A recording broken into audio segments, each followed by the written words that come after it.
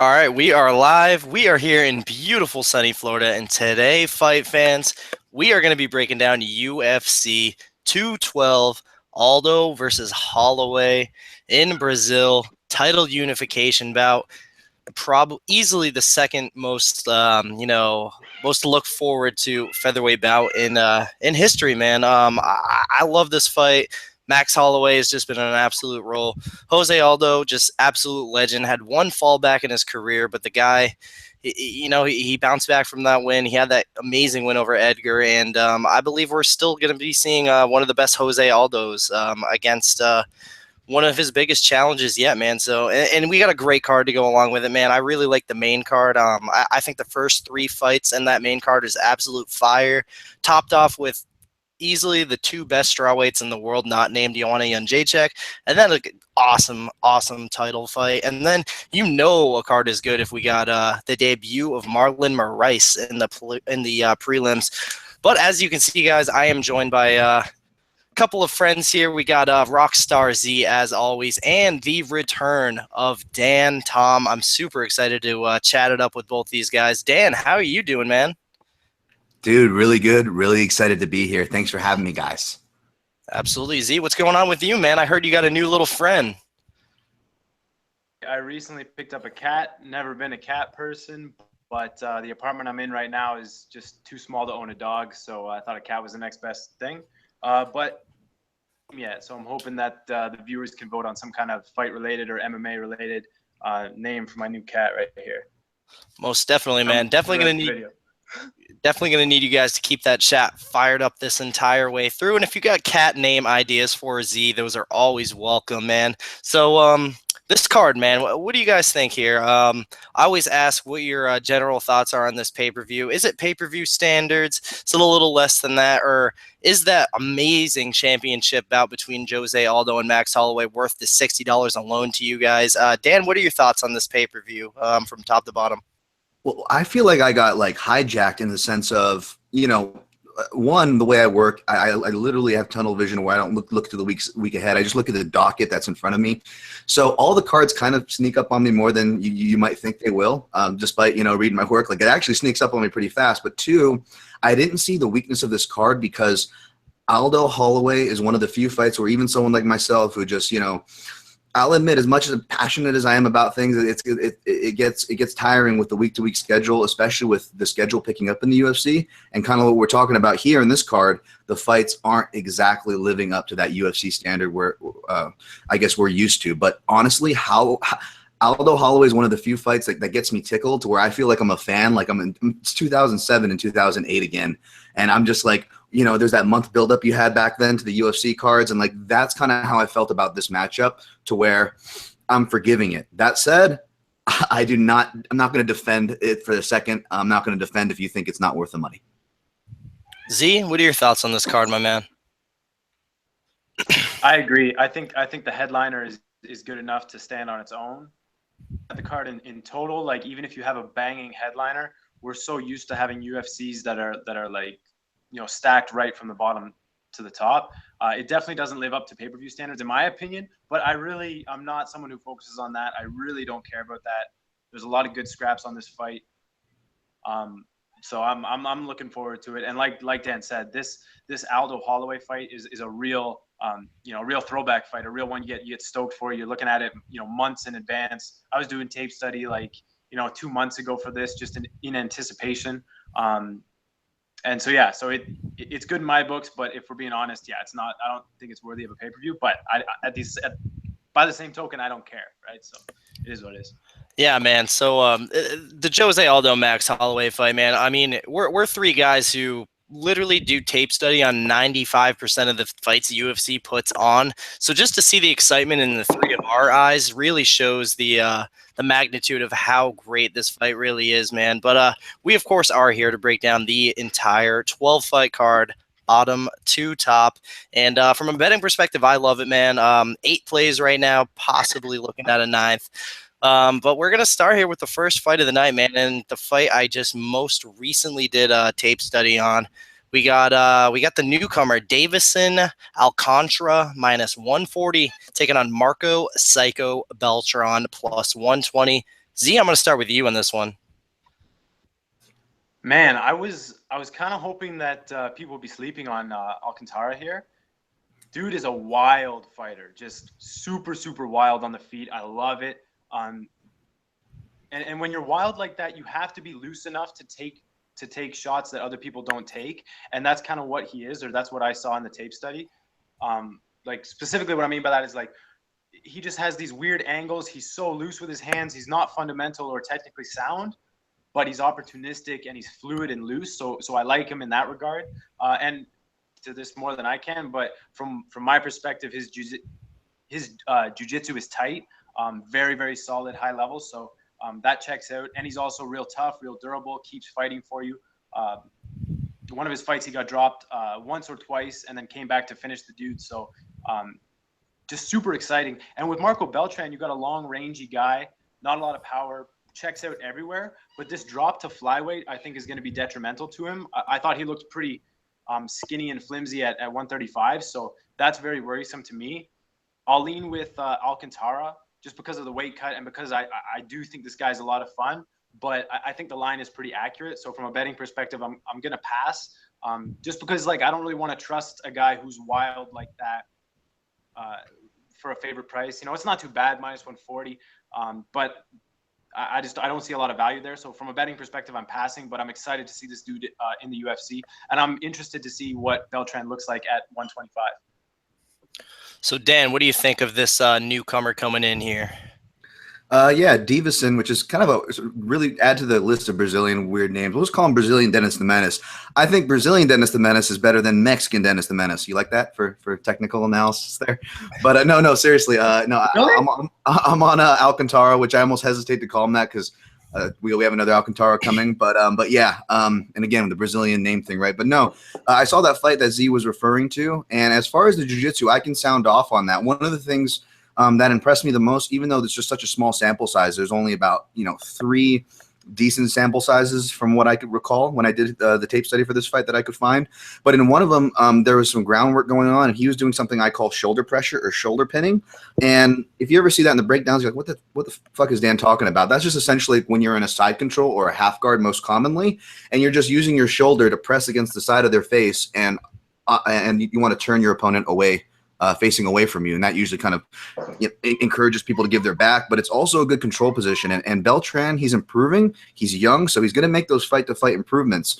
But he's a scrappy, scrambly guy. I mean, we see it on the feet, and I think he's going to be open for those inside angle counters that Davison likes to throw. Although Davison's hands are low, like you said, he's gotten dropped a couple times. It's a little worrisome, but on the ground, I like it because, again, back to Beltran's scrambly style, you want a guy that's going to, to go for head pressure, whether it's a scrambly noob or like a leg lock specialist. The one thing you want to look for the opposing grappler is, can they control the head? Because where the head goes, the body will follow. He controls the head. He strikes the head.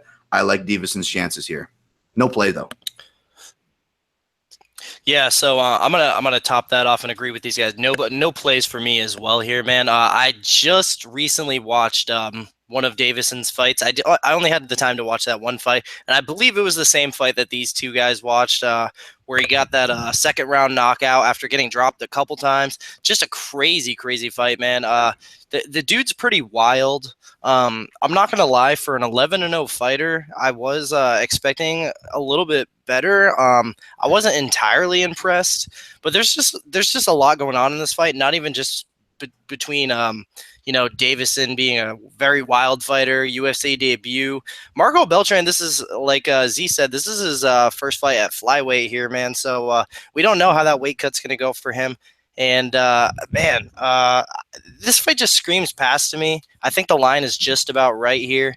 If I had to make a pick here, which I really haven't done officially, I guess I would have to go with the newcomer picking up that I'd say very close decision victory here. But Marco Beltran is no slouch, man. He did pick up a submission victory over Aldo Vieira, he's a tough motherfucker, man. Ayman Zahabi wasn't able to get Vieira out of there, so that shows that Marco Beltran isn't just some slouch here to give Davison that UFC debut victory. He's coming in there to fight. I'm sure he's very mentally prepared, and I'm excited for this fight, man. I think the wildness is not going to shy away here at all. I think the nickname Marco Psycho Beltran is going to live up here. So I'm honestly thinking this is definitely like a fight of the night potential fight here. So I'm excited for it, man. But my official pick is going to be Davison. But just like these guys, no bets going on here. So moving on, man, we do got Luan Chagas minus 255 taking on Judo Jim Wallhead plus 215. I'm going to let Dan Tom start out with this one. Man, I like Chagas. Ever since I did tape study for the Moraes fight, I actually think I know it was an 11th hour one. That's why I'm not sure. I could just look at it in a second, but I'm pretty sure I actually took him against Moraes, but put it on my fights to avoid list, like the kind of had the last fight on. We agreed there, but this one not on the avoid list. But the price tag is a little bit high. Again, Chagas kind of showed his worth with the Moraes fight, making that a lot closer than most expected. He kind of has that weird karate base, but has a lot of power, though. That's the kind of difference with Chagas. And obviously, the black belt in jiu-jitsu, that's where his base is from. He's a solid grappler, except he's young, and it shows in his grappling. We saw that cost him crucial points in that Moraes fight, and for sure it cost him crucial points in his Eric Silva fight. So I think that was more of a maturity issue. That's another reason why I'm not, betting strong, although I do expect a bit of an upswing here. Wallhead, I thought Wallhead won the Ayari fight, and even on second watch, I thought Wallhead won the Ayari fight. The problem is I was looking at how much Jim Wallhead thought he didn't win that fight, much less the rounds, even the rounds where I felt he clearly won.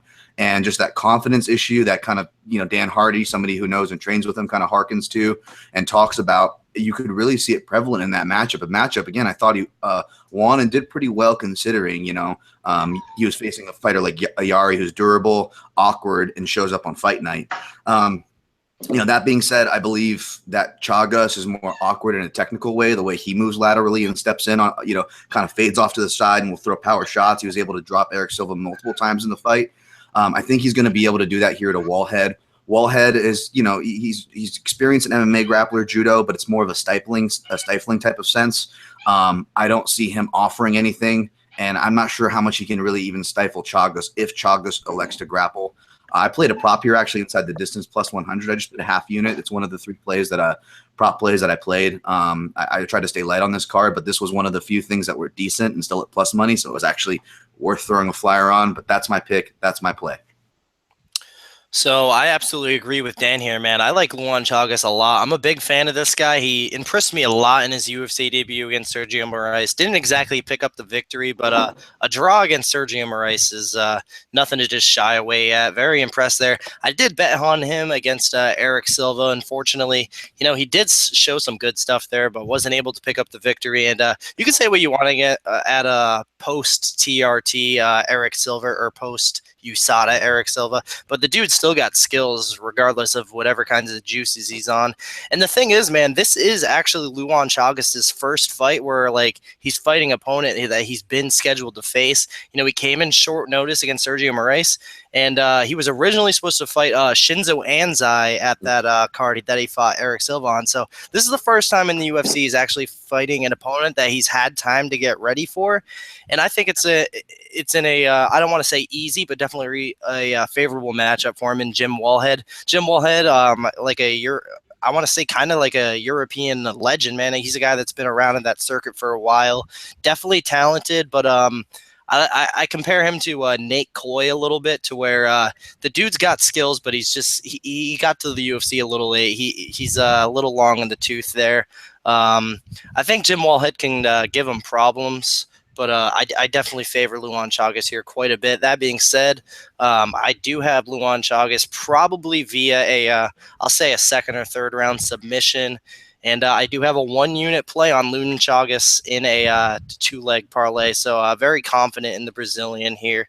I think he can give Wallhead all kinds of problems on the feet, on the ground. Like it a lot. Z, what do you think here? I like Dan's angle because I don't really want to trust. I don't want to trust Chagas for the price. I don't feel like parlaying him just because I had him against Eric Silva as well. And he totally gave that away. He gassed out and he just took a bad shot and then just stayed there and let Eric take his back and choke him out, tap quick, Not that the choke wasn't sunk in or anything, but his offensive potential is good. He was, like Dan said, he was dropping Eric, definitely hanging with him. He could do that. He could knock out for sure. But I just don't want to see that third round if I'm laying like minus 200 or whatever it is, because Wallhead, he keeps coming, and he dropped Ari in the third round, almost got him out of there right at the bell. So this is a guy with a gas tank, experience, and I don't want to trust Chagas, but that inside the distance angle, I'm not mad at that. I don't think I'll take it, but that's how I would play it if I was going to do it. So yeah, there's my take on the fight. I think Luan Chagas' offensive potential is good enough to pick him here, but I just don't want to trust him because I've seen him look real bad in the third, and I've seen Wallhead still there at the final bell. Good point. Yeah, man. So moving on here to a women's strawweight bout, we got the Brazilian Viviane Pereira minus 135 taking on Jamie Moil plus 115. And I'll start out with this one, man. To be honest, I didn't entirely do the most tape on it. I watched a few fights, but I think I'm not alone here with the lack of tape study for this fight. But I should be watching a little bit more tape, and I probably will after this is over, man. Because I do like Jamie Moil. I think there's a lot to like about Jamie Moil. I've been watching her in Invicta for a long time, and I wasn't entirely impressed with Viviane Pereira against Valerie Letourneau.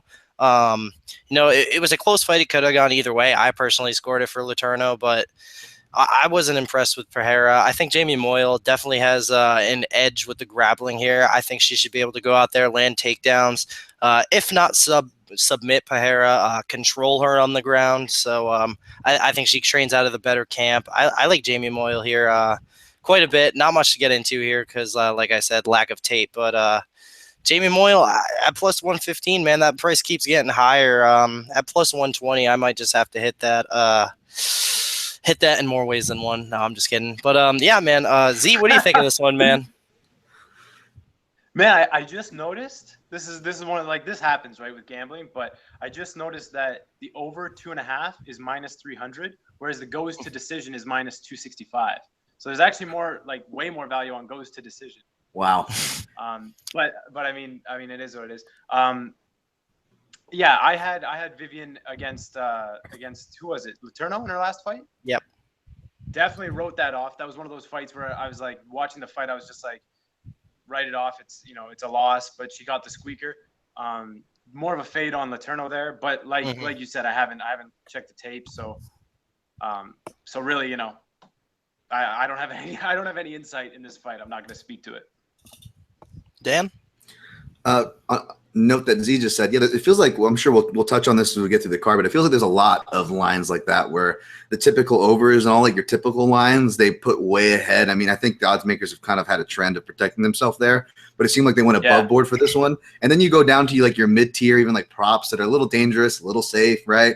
They're probably going to happen. You're still kind of getting that plus money, and those just got inflated to shit before, like right when it hit market, it seemed. Anyways, neither here nor there. This fight, I do no place on my avoid list personally. I have Pereira. I mean, inspiring story. Her family escapes, Wonka's chocolate factory, raise a martial artist. I'm just kidding. This terrible Oompa Loompa joke aside. I think she's going to win here. I think she turns her corners. I think she turns her corners a little harder on her takedowns and stuff, whereas Moil will kind of stifle there. I actually think Moil is better from top position. I like where she keeps her hands. She keeps them inside the biceps. Whereas Pereira will put her hands on the mat and make excuse, and like, even though she didn't give Letourneau anything, Letourneau was able to change to 3 different kind of setups for things without being stifled. I don't like that, but I do think that Pereira will get on top more often than not. She will control the clinch more often than not, and she has more pop on her punches. So just off those facts, I'm playing it, but yeah, I'm not even touching overs. I'm not even as tempted as that is just for that line being off, like Z said. I'm not even going to touch that on here. I just realized it's not even. I messed up. It's not one of the cases. Never mind about my comment about the line. I thought stricken for the record. Struck for the record. Get inside the distance. I thought it was one of those cases where you get inside the distance for a better price than the specific prop. But I read it wrong, so my bad.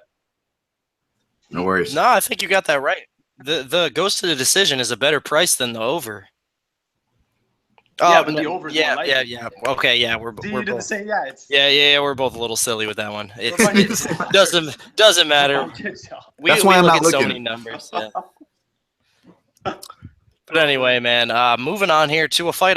Move on, Kelly. I am slightly excited about this fight, man. We got Yuri Alcantara minus 330 taking on the newcomer Brian Kelleher plus 270. And I'm gonna start off with you, Z, on this one. Man, I love Yuri. I love his style. I love his long strikes, his experience, his power.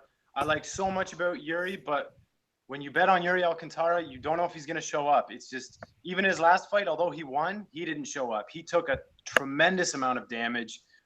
Again, just like with Vivian, a bet where I had Yuri actually at plus money. I think we broke his last fight down here. I had Yuri at a little bit of plus money. Totally wrote the bet off. You know, I thought he was done. I was like, Goddard just wants to see somebody die. But he pulled it out. So I think he can beat Brian here. I didn't really look at Brian too much. Just because Yuri's one of those guys, like, I think the line's correct. I think he's a beast, a monster. But I'm just so shell-shocked at trusting him. I don't want to touch it from a betting perspective. So with so many cards coming up too, I really skimmed a lot of these fights. Like, I didn't go deep into ones unless I was eyeing a bet. So basic and quick breakdown. Hopefully Dan or Kelton, you know more about Brian than I do. But I'll pick Yuri, but I'm not touching him for a bet. Dan? Real quick, I don't know, I can't see the chat, but in case people are probably going to ask, this is a Andy Kaufman shirt, Women's World Wrestling Champion. So if you know that, I owe you a beer. Moving on, though, I actually know a little bit about Brian. I feel like I know more about Brian's opponents. This one's on my fight to avoid list. One, because the price tag is high if you do favor Alcantara, which is my pick, by the way. We said on the last show, he's a southpaw I'm a fan of, even though kind of volume is his culprit. And that's the thing. If he doesn't, land his counter cross, which I think he'll be open to because, Kelleher keeps pretty upright. He's very like that Frankie Edgar pace and pressure without the same technique, and his technique does look to be getting better from the limited sample size that I was, available to me. And, you look at his age range, he's that type where he should be making the bounces. He hasn't even hit a big camp. He's still training out of a small camp, I think, Maxim BJJ out of New York. You look back and he's fought some decent guys, as far as like Supenta. And his last loss, actually, this guy I know I trained with, actually, Andy Main. Andy Main is from the East Coast, and he's more in the pancrase scene. And he'd already be in the UFC. I'm surprised he's not in the UFC yet. I don't know if he had a loss, but I know he had some devastating injury right before a headlining fight.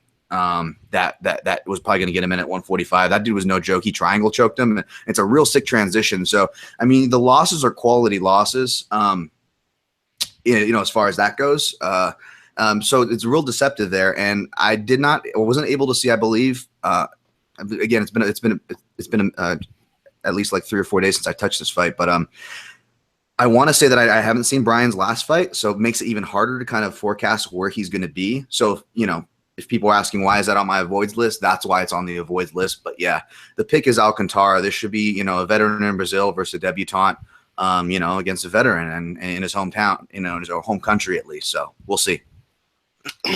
So me personally, man, I like Yuri here a lot, and just like Z, I did have a bet on Yuri. Now I had quite the big one. I had 3.5 units on Yuri against Luke Sanders, so that was a crazy range of emotions for me there, man. That's exactly what it was. It was nuts, man. I mean, I was screaming for the ref to stop the fight, and my damn money was on the line. So just to speak on that, and to speak of Yuri's heart as well, man. You could say he doesn't show up, but the dude's always got tricks up his sleeve. The dude's got heart, and he's not fighting Luke Sanders here, man. I don't think Brian Kelleher is. The dude's solid. I mean, his striking is pretty basic. His grappling is definitely his strong suit. His path to victory here is most definitely land the takedowns on Yuri and kind of control him. You're not submitting Yuri Alcantara, that's for sure. So I think Yuri, I'm damn solid here on Yuri. I think he's going to be able to piece up Kelleher on the feet. If it gets to the ground, I'm confident enough for him to get back up to his feet, win some scrambles, even pull off a come from behind leg lock. So I like Yuri here a lot. And another thing that either of you guys didn't point out that I was reading about a little bit today, Brian Kelleher just arrived to Brazil yesterday. Oh, wow. I didn't hear that. So that's something worth thinking about, man. Who knows how? I mean, I'm sure he's taking it serious, but man, that's tough, man. Just getting to Brazil yesterday, Wednesday, mid-fight week, but Somewhat wrong. yeah, just the wrong decision on his behalf. Yuri, he's minus 330 now. I was fortunate enough to get him at minus 245. I got him in a 2-unit parlay with somebody later in the card. So I like Yuri here a lot. I'm gonna go with Yuri via a late first, early second round TKO. I think he gets it done on the feet. But yeah, man, pretty confident on Yuri 2 units. So moving on here, man. I think me and Z. Sorry, Kelton, just to jump in there. I like that line you got on him straight, but I just noticed like Yuri inside is plus 145, so I might end up poking that. And I also don't mean to discredit Luke Sanders in that fight because he's a beast too. Like I think part of that was just that Luke Sanders is a real guy. So when you get Brian who has been submitted and Yuri's lethal on the feet to take him inside the distance now, I'm gonna have to look more into that. But I like the minus 240 or 245 that you said you got. I like that line a lot here. Yeah, I might have played it too if it was that price. It was inflated by the time I considered playing it, but I went light on this, so I've got left over in what I can play, and I might have to take a second pass around that plus 145 line if it's still floating around there. Yeah, I don't hate that prop at all, man. But moving on here, man, we got Matthew Lopez minus 170 taking on Johnny Eduardo plus 150. And Dan, I'll let you start with this one, man. This one, this was probably a smaller name, the smallest name of the more confident picks as far as like my pieces for my parlay go. And Lopez is going to be amongst my parlays. He's going to be a piece that I use for that, not just because of the value you're getting, but I just like him. Again, we weren't ready to count out a 37-plus-year-old bantamweight in the last matchup we broke down, and I obviously we're on the same board with Yuri there. Eduardo, not so much. He's not as active. And even though he's showing improvements despite not being active, despite getting older, when you actually look at even like his last 3 or 4 fights, there's still some curvature there, especially in his last one as far as takedown defense. But the problem was that was a retired Gambierian. If you look at Eduardo's wins, they're really not that impressive, and the most impressive names were on their way out. There are caveats to those wins, if you guys know what I'm saying. And I just think that, I think he defends doubles pretty well. That's kind of the common thing. It's the most common takedown. It's going to push you against the fence. You train in Nova and Yao. They train in that close quarters, right? So most of those guys are much better at dealing with double legs than they are with single legs. And that kind of goes across the board from the best of their takedown defenders to the worst. And Eduardo, I rank among one of the more worst, especially against a guy like Lopez who can do it from the clinch. He can do lateral tosses. He can do single legs, which he's really good at. And then, of course, he has the well-timed double, even when he's tired and even when he's hurt, as he's shown. He can go through adversity. I mean, he's a little wild, and which made me, kind of scared to bet him, to pull the trigger on him stronger as dog picks earlier in his career, even though I think I still did, pick him over Yaya, although he got, stopped by Yaya and submitted. But again, that's Ronnie Yaya, and that's, a silly I just chalked that up to an amateur mistake, not just playing into somebody's game, playing into a game over level type guy's game, right? So again, stupid mistake, but that's kind of what I chalk it up to. Lopez, he also earns a spot on my one of the 3 pops I'm taking a shot on just for a half unit, plus 175 by submission, just because he really is just so good at cooking guys. And the last fight, in particular, the way he was taking backs, and especially when a wrestler does it, it usually takes wrestlers a couple fights too. And when they do, it's nuts. Like Mike Chandler, usually guys like Mike Chandler who, love to swing it out. They're good wrestlers. They're good riders and ground and pounders. They don't feel the need. It's such, it's almost diminishing returns for them to take that risk and go for a back choke. But the ones that know what they're doing and stick to it and commit to it and do it at the right times are really dangerous. I see that with Lopez. I don't know his ceiling. I don't think he's going to be anything too great. But as far as matchups like this, I feel strong about it. Yeah, man. So I'm going to pretty much echo everything Dan said there, man. I like Lopez here a lot. Johnny Eduardo, like he said, he's a little long in the tooth for the bantamweight division. I know I just said I'm betting on Yuri, but Johnny, the difference between Yuri and Johnny, Yuri's out there fighting 2-3 times a year. Johnny's very inactive, always getting injured, and you always got to keep in mind you never know if this guy's injured or not, just like another Brazilian later in the card I'm going to talk about who's seems to be always injured. But I like Matthew Lopez a lot. I did take the dog shot on him against Hanayaya, and fortunately that didn't come to fruition. But I did take the dog shot on him against Mitch Gagnon, and he did pick up that victory. So I think this is a great matchup for Lopez. I think Johnny Eduardo, I didn't see anything that shows me he's going to be able to stuff the takedowns. I like Matthew Lopez, if not to get a submission, to at least control Johnny Eduardo on the ground for 3 rounds. And the thing is, even if this does stay standing, Johnny Eduardo, he does pack a punch, absolutely. I mean, it's nothing. You can't just brush over knocking out Eddie Wineland. Very impressive knockout win there, but the dude just doesn't throw enough for me, man. He gets these knockouts when he actually does throw the punches, and I think Matthew Lopez, even if this is a striking match, I don't want him to be striking with Johnny Eduardo. I'm confident enough for him to hold his own there and to be the more active striker. If Johnny Eduardo ends up pulling off some great takedown defense improvement, and this is a striking match, I think Matthew Lopez can win this fight via volume, man. So that being said, I do have 2 units on Matthew Lopez. I have him paired up with the Yuri Alcantara. So I got the Yuri Alcantara, Matthew Lopez, 2-leg parlay, 2 units to win 2.70 at plus 135. So I'm going to let Z defend himself here, man, because I know he might have taken a shot on the dog here. I pulled the trigger 2 units on Johnny Eduardo at plus 185 because when I look at this fight now, I admit I think my eye is better for striking than it is grappling. So this could be wrong. Dan, for sure, call me out if it is. But I mean, you'll probably disagree because you did in your breakdown. But in Johnny's last fight versus Manny, and I know it was Manny, so it doesn't really, it's not the greatest win. But the way he was defending takedowns, I thought the way he was pushing on the head and legging out, I think his takedown defense has improved. And on the feet, I just see a bunch of openings for Johnny here because when Matthew comes in and closes the gap, he does so wild and sloppily. The reason he got dropped against Mitch Gagnon was because he threw a naked uppercut and just got clipped with a left hook. Johnny can time that shit. Johnny can time guys coming in. He's got very fast and accurate hands. And you guys spoke to his lack of activity. Like, he doesn't fight very often, but I kind of like that for an older fighter because, in my opinion, he hasn't taken the type of damage that, say, Yuri Alcantara has taken throughout his career. So he's coming in here fresh. He's training at home. It's in Rio. And one thing about Brazilian cards, they don't have the worst judges, but what I've found is their refs are very biased. There's going to be quick stand-ups. Yep. There's going to be quick separations. So if Matthew is trying to grind or trying to stall out the fight, I think Johnny, benefits from this being in Brazil. And just because I think that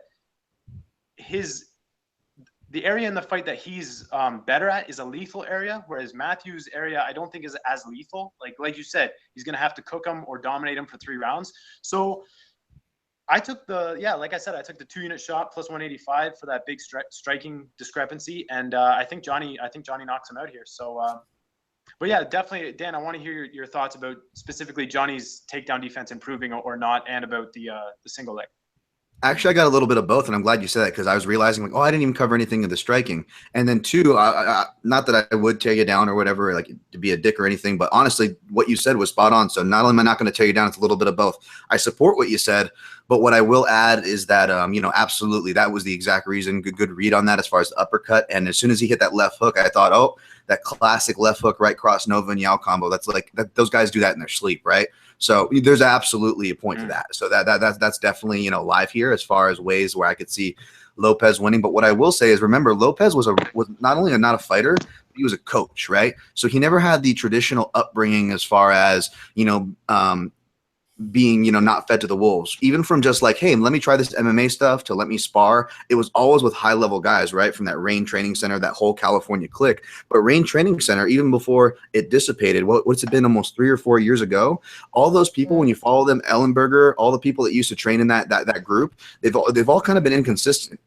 Half of them been inconsistent in their careers and records, right? Since that dissipation, and the other half have just been inconsistent as far as their training and going around. And Lopez was one of those guys. It wasn't until his last camp where I don't know how or what the connection is. Now Lopez is in Denver, Colorado. So not only was he a coach that kind of didn't have the traditional entry, plus being thrown into the wolves and having to survive on his wrestling acumen and competitive experience, which counts for a lot. We never actually got to see him in a training environment, kind of like even a bigger point to the point, one of you guys made about Chagas earlier. It's that point, but even bigger, right? And, even though he's a little older for a guy that's this young in his career as far as MMA miles go. He's at that point where you're going to see fight-to-fight improvements, even though there are still openings. What's up? He's 30, isn't he? Yeah, exactly. So he's not young by any means, but if you look at like his MMA experience, there's two different ages there, is what I'm saying. Definitely. And he's not too old to where he can't make the gap improvements. So he's, in that 22, 24 years of age, if we're talking about where he's at MMA wise. So in other words, what I'm trying to say there is he's due to make jumps, even though he made mistakes that almost cost him the fight that you pointed out, and you were correct there, Z. It was still a big enough jump that gave me confidence from the fight before, where I was seeing what he was doing and who he's working with, Trevor Whitman, and the different camps that he's been making around with. I think it's now called Genesis, the old Muscle Farm guys, making rounds with those guys. I really like the influence, and if he continues that projection, I think we're gonna, again, I don't think we're gonna see a big ceiling guy here, but I do think this is the time where he's gonna get better. But I'm not tearing down your point at all. Those were excellent points as well. Just kind of adding the other perspective of the striking there. For sure, I get that he's young in his MMA career, but I kind of got to disagree. I don't think I really don't see the type of improvements from a guy at 30 that I think he's going to need to make to hang on the feet. So I go back, like, that striking gap is a lethal gap, and I think it's the biggest difference in the fight. So for plus 185 and Johnny, in my opinion, has 3 rounds to clip him. That's just what I took, But yeah, for sure, making improvements, and he's definitely fresher. So he could, and if he can consistently get Johnny down, it could be bad. Especially if Johnny has to work to get back to his feet and fills up with lactic acid. Those shots come slower. And like Kelton said, he is an inactive striker. But I go back. It's probably a good thing. Is big openings. What I see when what I see is with Matthew is big openings when he closes the gap, and that's where Johnny capitalizes. Like where he dropped Manny was a jab on the way in. Yep. He catches guys coming in. So I see that gap, and I had to take the shot for the price. But yeah, it could very well happen, man. For sure. As always, man. Oh no, respect too. Yeah, it could very well happen, man. Yeah, man. Good points on both sides. So moving on here, man. We got Antonio Carlos Jr. minus 235 taking on Eric Spicely plus 195. And I'm going to start out with this one, man. Shout out to Dan Levy from the Half the Battle podcast. I'm going to be taking a lot of points from him, man. And he shout out to him. He did make a 5-unit max bet on Antonio Carlos Jr. And I'm not going that crazy, but I will come out and say I do have Antonio Carlos Jr. in 2 different 1-unit parlays. I'm very confident in the guy here, man. I think he is absolutely 100% without a doubt better than Eric Spicely in every area of the fight game. Eric Spicely's sneaky. His best way to win here would most likely to be to catch Junior in some kind of crazy submission. But the thing is, on the feet, I'm not confident in Spicely's skills at all. I think Carlos Jr. has made the improvements on the feet to get the better of the exchanges there. And on the ground, man, Spicely, like I said, without a doubt, he's sneaky. He's a great grappler. But Antonio Carlos Jr. is a very high-level world champion. One does not simply flying armbar Gary Tonin. Just the dude's extremely high level. And the thing is, The guy, he had a very tough loss against Dan Kelly. I think a lot of people kind of wrote him off, saying he quit in that fight. He was up 2 dominant rounds to nothing, and he just took a big shot, and he kind of just flopped over. But the thing is, he was a kid in that fight. Dan Kelly was a grown man who was a tough motherfucker. Antonio Carlos Jr., he's came back and went 2 tough fights since then. I think the world of Marvin Vettori, man. I think the sky's the limit for Marvin Vettori. Easily the best Italian fighter in the world. Antonio Carlos Jr. Had a very impressive win over there. There was just a lot of things to like about the guy. I thought for sure in that 3rd round, Marvin Vettori would be the guy working harder with a better cardio. Junior surprised me, man. He was the guy that outworked Marvin Vettori in that 3rd round. I like him a lot. Eric Spicely. Eric Spicely's got a little bit more hype than I think he deserves. He did have a very impressive win over Thiago Santos, but Thiago Santos is kind of a guy to where he's going to win quick via devastating fashion, or he's kind of just going to fold over. And and then he picked up a submission win over a Italian fighter with not much grappling. So This will be the fight that'll get me to think highly of Eric Spicely if he can pull off this one, man. But I do not think he does at all. I like ACJ here quite a bit. Like I said, I got him in 2 different 1-unit parlays, and one of those is with Luan Chagas. So Carlos Jr. and Luan Chagas, 1 unit plus 116 to win 1.16. I just think Carlos Jr.'s got the advantage here everywhere, man. So I'm going to pass this over to Z. What do you think of this one? Yeah, I like Antonio Carlos Jr. I agree with you and things that Levy and Shaq said on Half the Battle. He's very rangy, has a great jab, lead hand. I always like guys with lead hand. I know Dan doesn't like the term educated lead hand, but I think Antonio has an educated lead hand, very good jab. He's long, he keeps the range, and really, like Spicely. I don't think Spicely's that good striking. I don't think he's that athletic or explosive. He comes in telegraphed. Like, he's not extremely skilled. However, I do think he's better than a lot of people think he is. And his greatest strength is on the ground, where I think Antonio is just way too strong, too skilled. Got to remember, this guy fought at heavyweight. You know, that's a big deal. You know, he's dealing with big, strong guys. I don't even mind the price. You know, I don't mind it. Like, I think Eric Spicely would have to. It would be a crazy upset. You know what I mean? Like, if he wins, it feels like a crazy upset in my head. And last time he was a what? Like, against Santos, who he actually plus had 500. Yeah, he closed at plus 600, and he actually had an advantage in an area of the fight. Here, I don't think he has an advantage anywhere. So yeah, I like Antonio here. Parlay. I'm not sure how I'm going to mix in the parlays. But I think I'm looking at a 2-leg with Carlos Jr. for around even money with someone else later in the card. I think, like, Carlos Jr., to me, when I watch him fight, I'm just like, man, that guy's an awkward dude to deal with. You know, like, just the way he's long, he's long, strong, good grappling. And yeah, like, super young guy. He's only 27 now. So that experience of losing in the 3rd round, flying over to Australia, like, that was just a learning experience for him. And you can't take away that he whooped Dan Kelly's ass for 2 rounds. So I'm pretty solid on Carlos Jr. here. Yeah, before I pass it over to Dan, shout out to one of the best nicknames in MMA, in Shoe Face. So Dan, take it away. Man, and speaking of shout outs, I'll give a shout out to another Dan, to Dan Levy as well. I saw that play. I'm stoked to listen to his take on why the max bet, but I will tell you this. I was right there with him as far as my early lean in this fight. He was going to be pieces of parlay material all over it. I still sided with Carlos Jr. He's the pick here. But this is why it's not on the avoid list by any means. But this is why I didn't make that list. Not so much the price tag, which again, it's not bad if you're looking for parlay fodder, right? And you probably should get it now because I suspect it's going to grow. Whereas my strategy, I'm waiting for something maybe else to kind of shift in its favor that's more tempting. But on the technical reason and the more important thing, forget the value, numbers, chasing bets that aren't there. On the technical side, I'm not liking the adjustments. Carlos Jr. guy, it looks like you can't, go to anyone from American Top Team. We're doing the Instagram study, right, to see the social media feed of the portion of the tape study. It feels like you see Carlos Jr. in the background training with all these guys.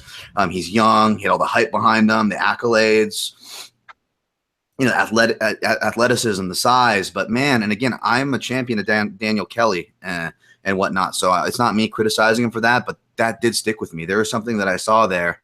And it wasn't toward like a Warley Alves level, like this guy's going to fold in, like, or a Thiago Santos, as as we're saying, or anything like that. It's nowhere near that level. But there is, whether it's cardio or mental, I don't know what it is. Again, it's not strong enough to be potent at that level, but there is something there every time I do the tape study to make the rounds on this guy's fights. That's kind of scared me away. Hence, if you notice, I've actually picked against Carlos Jr. I picked Vettori against him, for example, which, looked less crazy in hindsight because, Vettori, despite being young and showing his youngness in that fight, I think he surprised a lot of people with how well he did, how well he was able to neutralize. And I think Spicely doesn't have a ground advantage, but like he did against Santos, but I think he can neutralize. And on the feet, again, kind of the same with the Lopez thing. I'm not saying Spicely's going to be a world beater.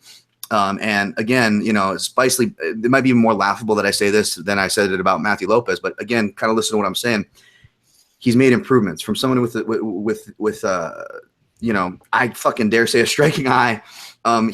there are improvements that are made there. And again, is it a world beater? This that no, but there's a bump. And if Spice Lee has been consistently training these last 2 years between TriStar, Denver, Colorado, and now right here in my backyard, Syndicate MMA, with really good training partners for his skill sets to build, from a Khalil Roundtree, El Dirte Sanchez, and then you got John Wood sharpening up his striking. I expect to see those improvements continue for Spice Lee. And I think Spice Lee can, even though he doesn't look more athletic, he strikes more athletically than Carlos Jr. I'm willing to put both of them striking side by side in their fights. And as far as moving, now technical, is he throwing as much power? No. Carlos Jr. has much more power. But as far as keeping a pace, being able to move, strike in and out, and making improvements, those are definitely there. Eric Spice Lee looks the way he is, and he's Eric Spice Lee, yes. But again, you have to get that narrative out of your head. I let it burn me against Thiago Santos, but I woke the F up after that. I went back. I watched this guy's footage. I watched the curve. And now he's another guy that's kind of recently dialed it in. There was a lot of other kind of intangibles to go along with this kind of inconsistent progress before. Is he going to be a world beater? No.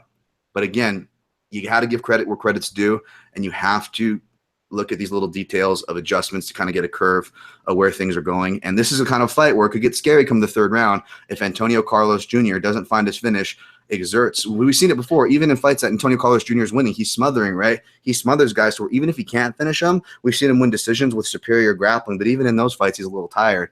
And as guys are getting better at fighting off rear naked chokes and getting out of these positions that he likes to do against the fence, it could get interesting come the third round. That's all I'm going to say. The pick is Carlos Jr., but just playing devil's advocate for the Spice Lee argument, that there is something there.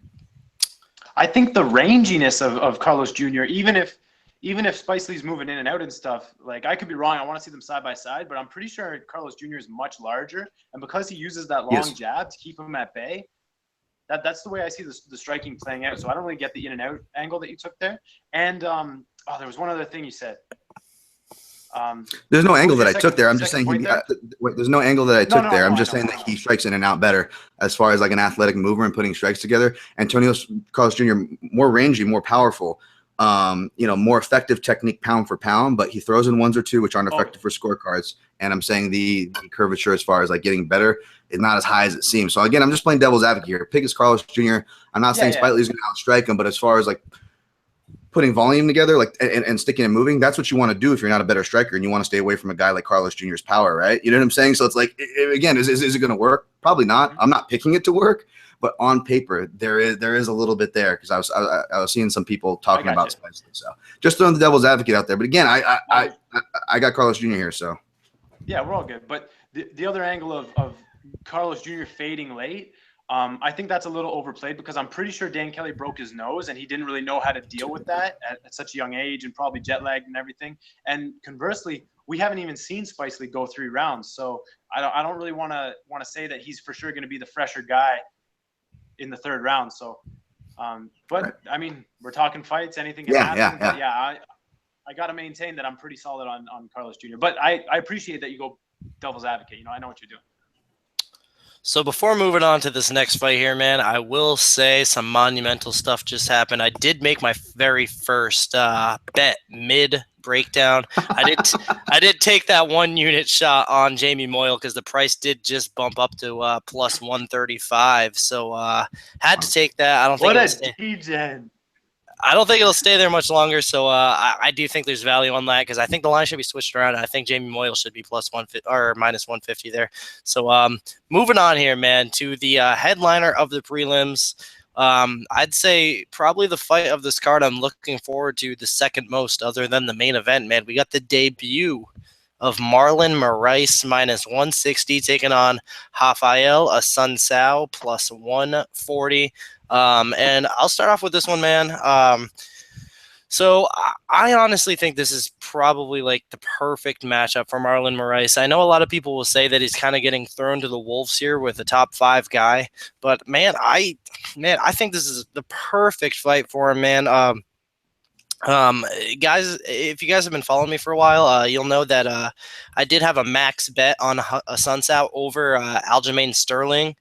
And that ever so slightly squeaked out to a victory there for me, man. I thought that would be much more, easy for Assuncao to win that fight handedly. But Aljamain Sterling kind of just, just the volume alone, he kind of just made that a much closer fight than it should have been. I think Assuncao is the much more skilled guy than Aljamain Sterling, but something was off there. He wasn't throwing enough. And Marlon Moraes, man, he's just going to have it all for Assuncao on the feet. Marlon Moraes, if you haven't watched the guy in WSOF, he's got amazing kicks. The dude's super quick. He's powerful for the division. I like it a lot, man. I think this fight stays on the feet, and I think over the course of 3 rounds, he just pieces Assuncao up, man. I'm not so sure if I rank Marlon Moraes aside with the TJ Dillashaw's, the Cody Garbrandts, the Dominic Cruzes of the world, but I honestly see a scenario here where I think this fight's going to look similar to the most recent Assuncao versus Dillashaw fight, where the other guy just has everything for Assuncao on the feet, and Assuncao just can't do much back. So I like a dominant 30-27 decision here for Marlon Moraes. Another thing with Assuncao, like I alluded to earlier with I don't even remember who I was talking about. Johnny Eduardo, another inactive guy who's been riddled with injuries. Another guy that you got to think about if he's injured right now. We just don't know.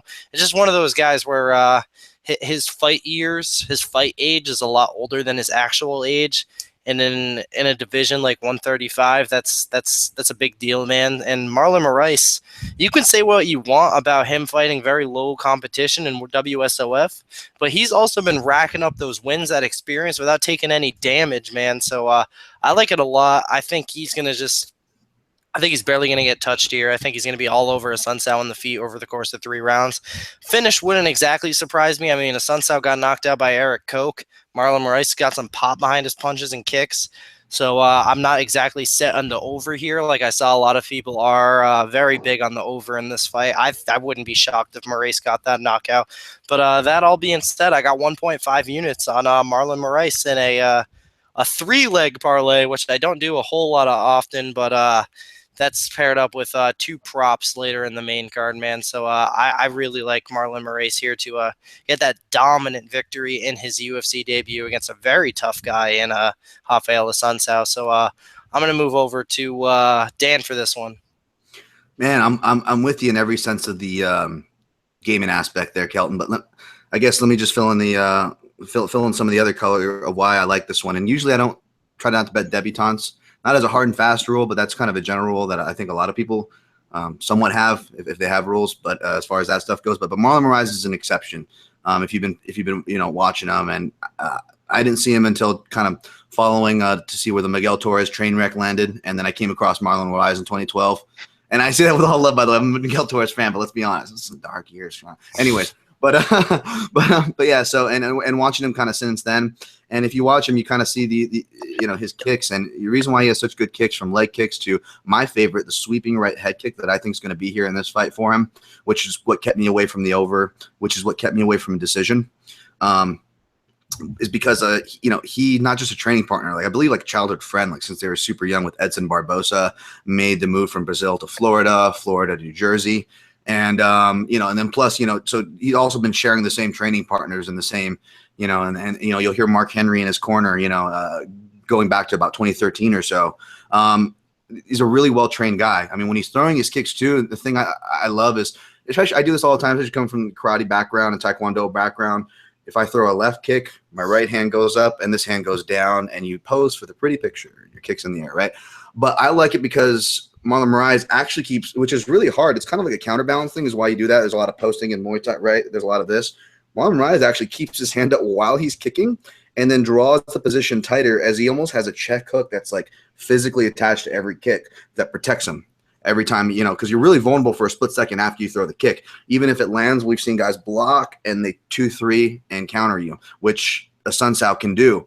But Moraes has his defense and he has offensive straps waiting. He's doing so many different levels and layers of offense and defense combined. I really like it. There's a low sample size on the ground, but that's because his footwork, his first line of defense is so good to avoid the scrambles, which I believe the scrambles are going to be Assuncao's best bet. Because even at his age, especially, again, being with a lot of older Brazilian 135ers on this card, Is this a record? Anyways, but with his age and stuff, he still does those things pretty well. His offensive shot is not as good, although I think he's going to try to dust it off with this matchup. I don't think he's going to want to stand with Marlon too long.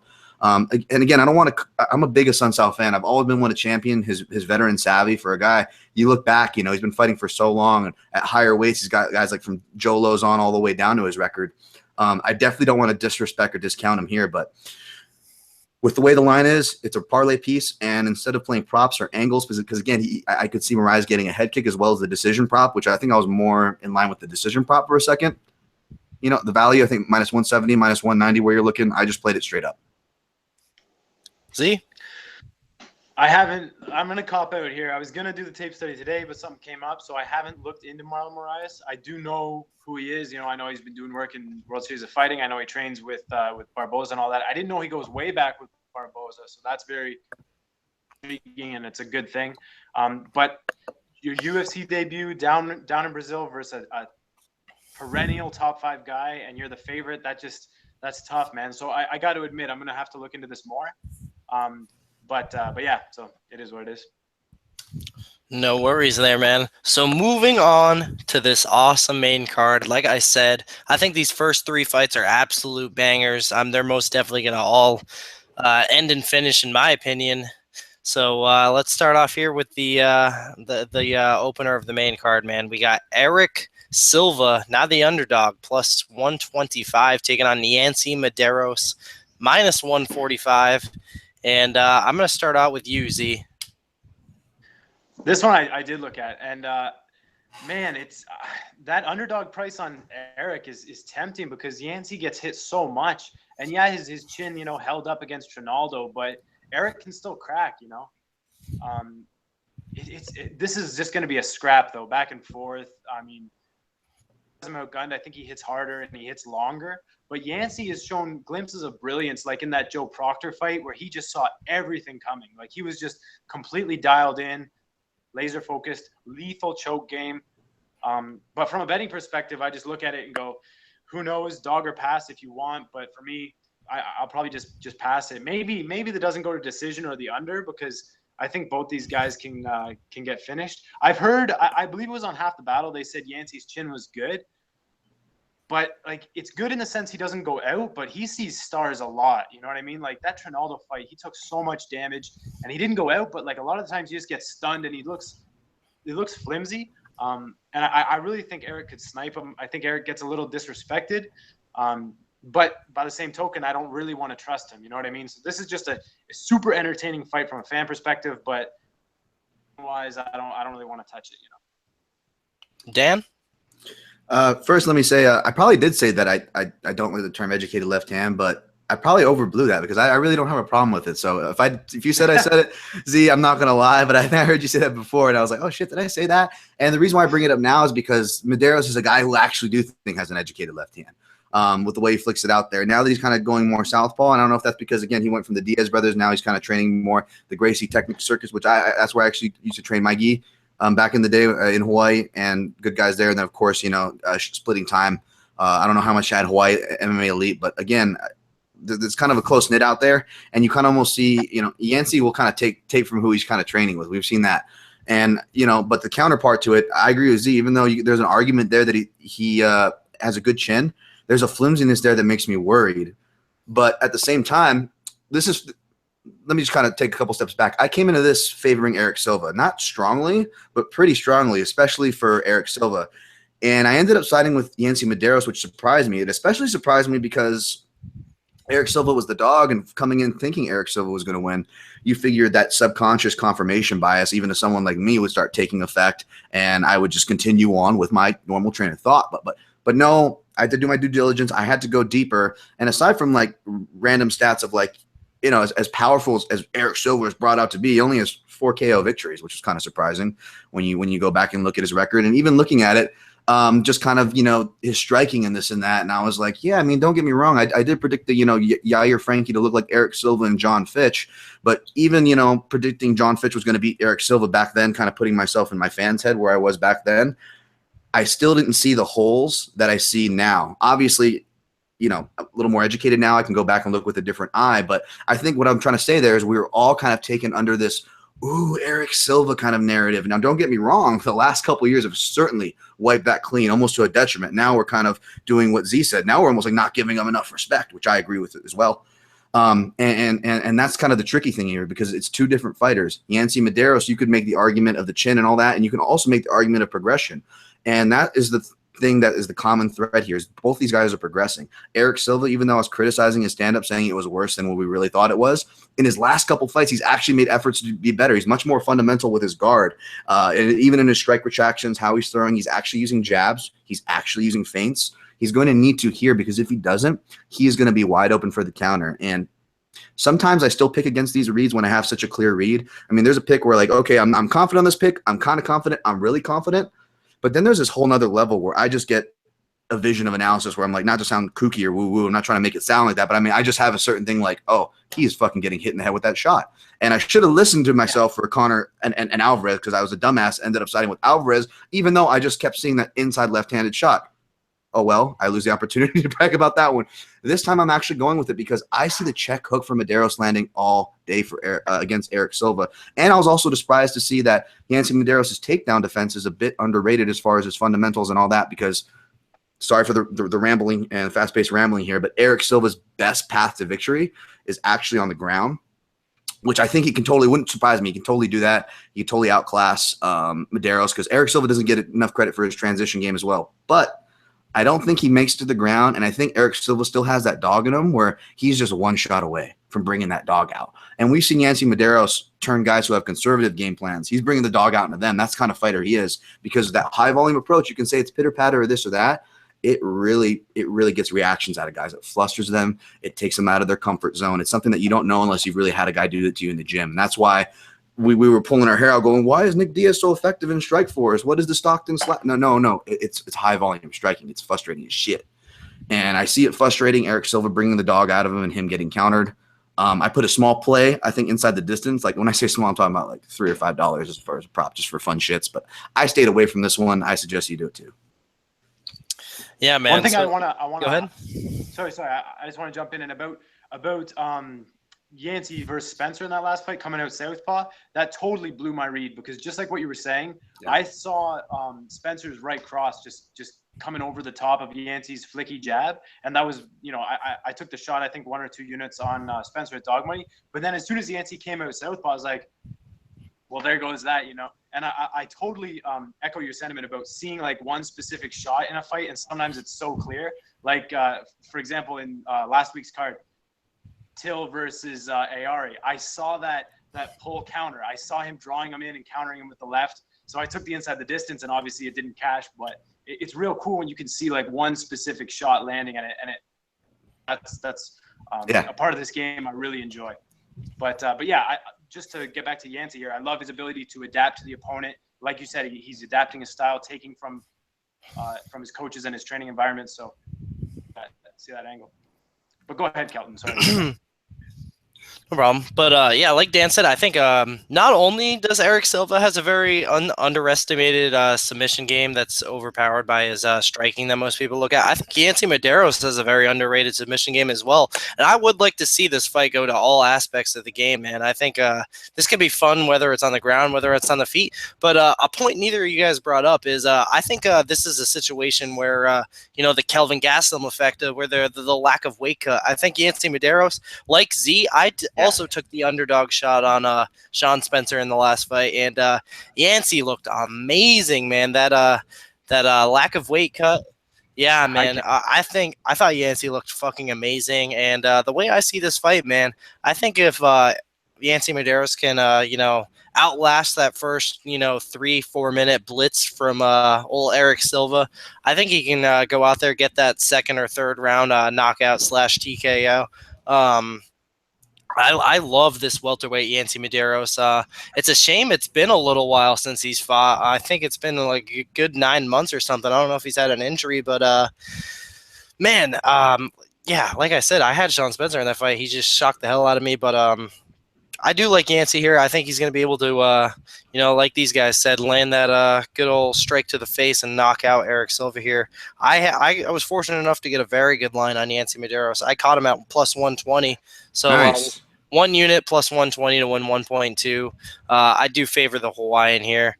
I think Eric Silva is probably the face of When we talk about these post USADA guys, Eric Silva is the face of that, honestly. And I like Eric Silva, man, but and like I said earlier, I think even post juices, the dude's got skills, which is why the line is so close here. But like I said, I think this welterweight Yancey is just something special, man. So I like Yancey a lot here, man. Like I said, 1 unit plus 120. So yeah, man.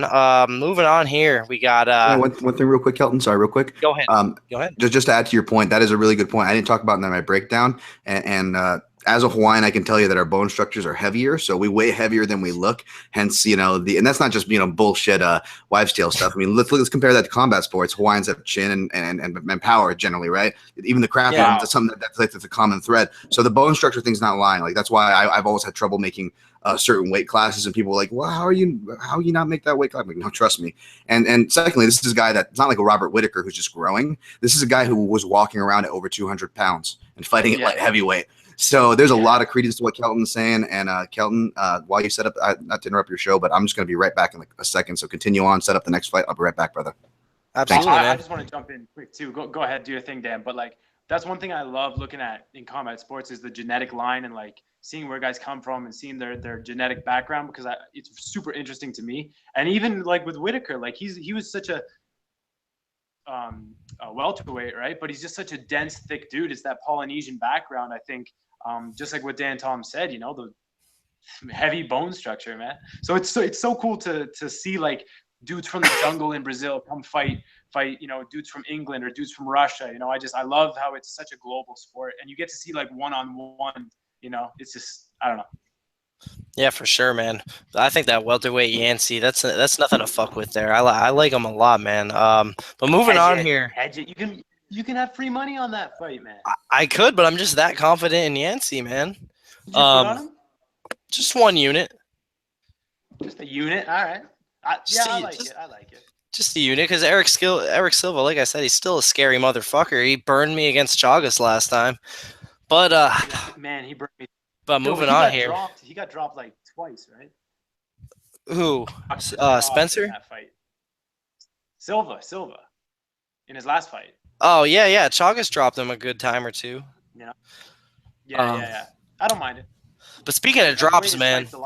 Speaking of drops, we're going to see some drops in this fight. We got Paulo Borrachinha minus 275 taking on Alawali Bamgbose plus 235, man. I'm going to start with Z on this one.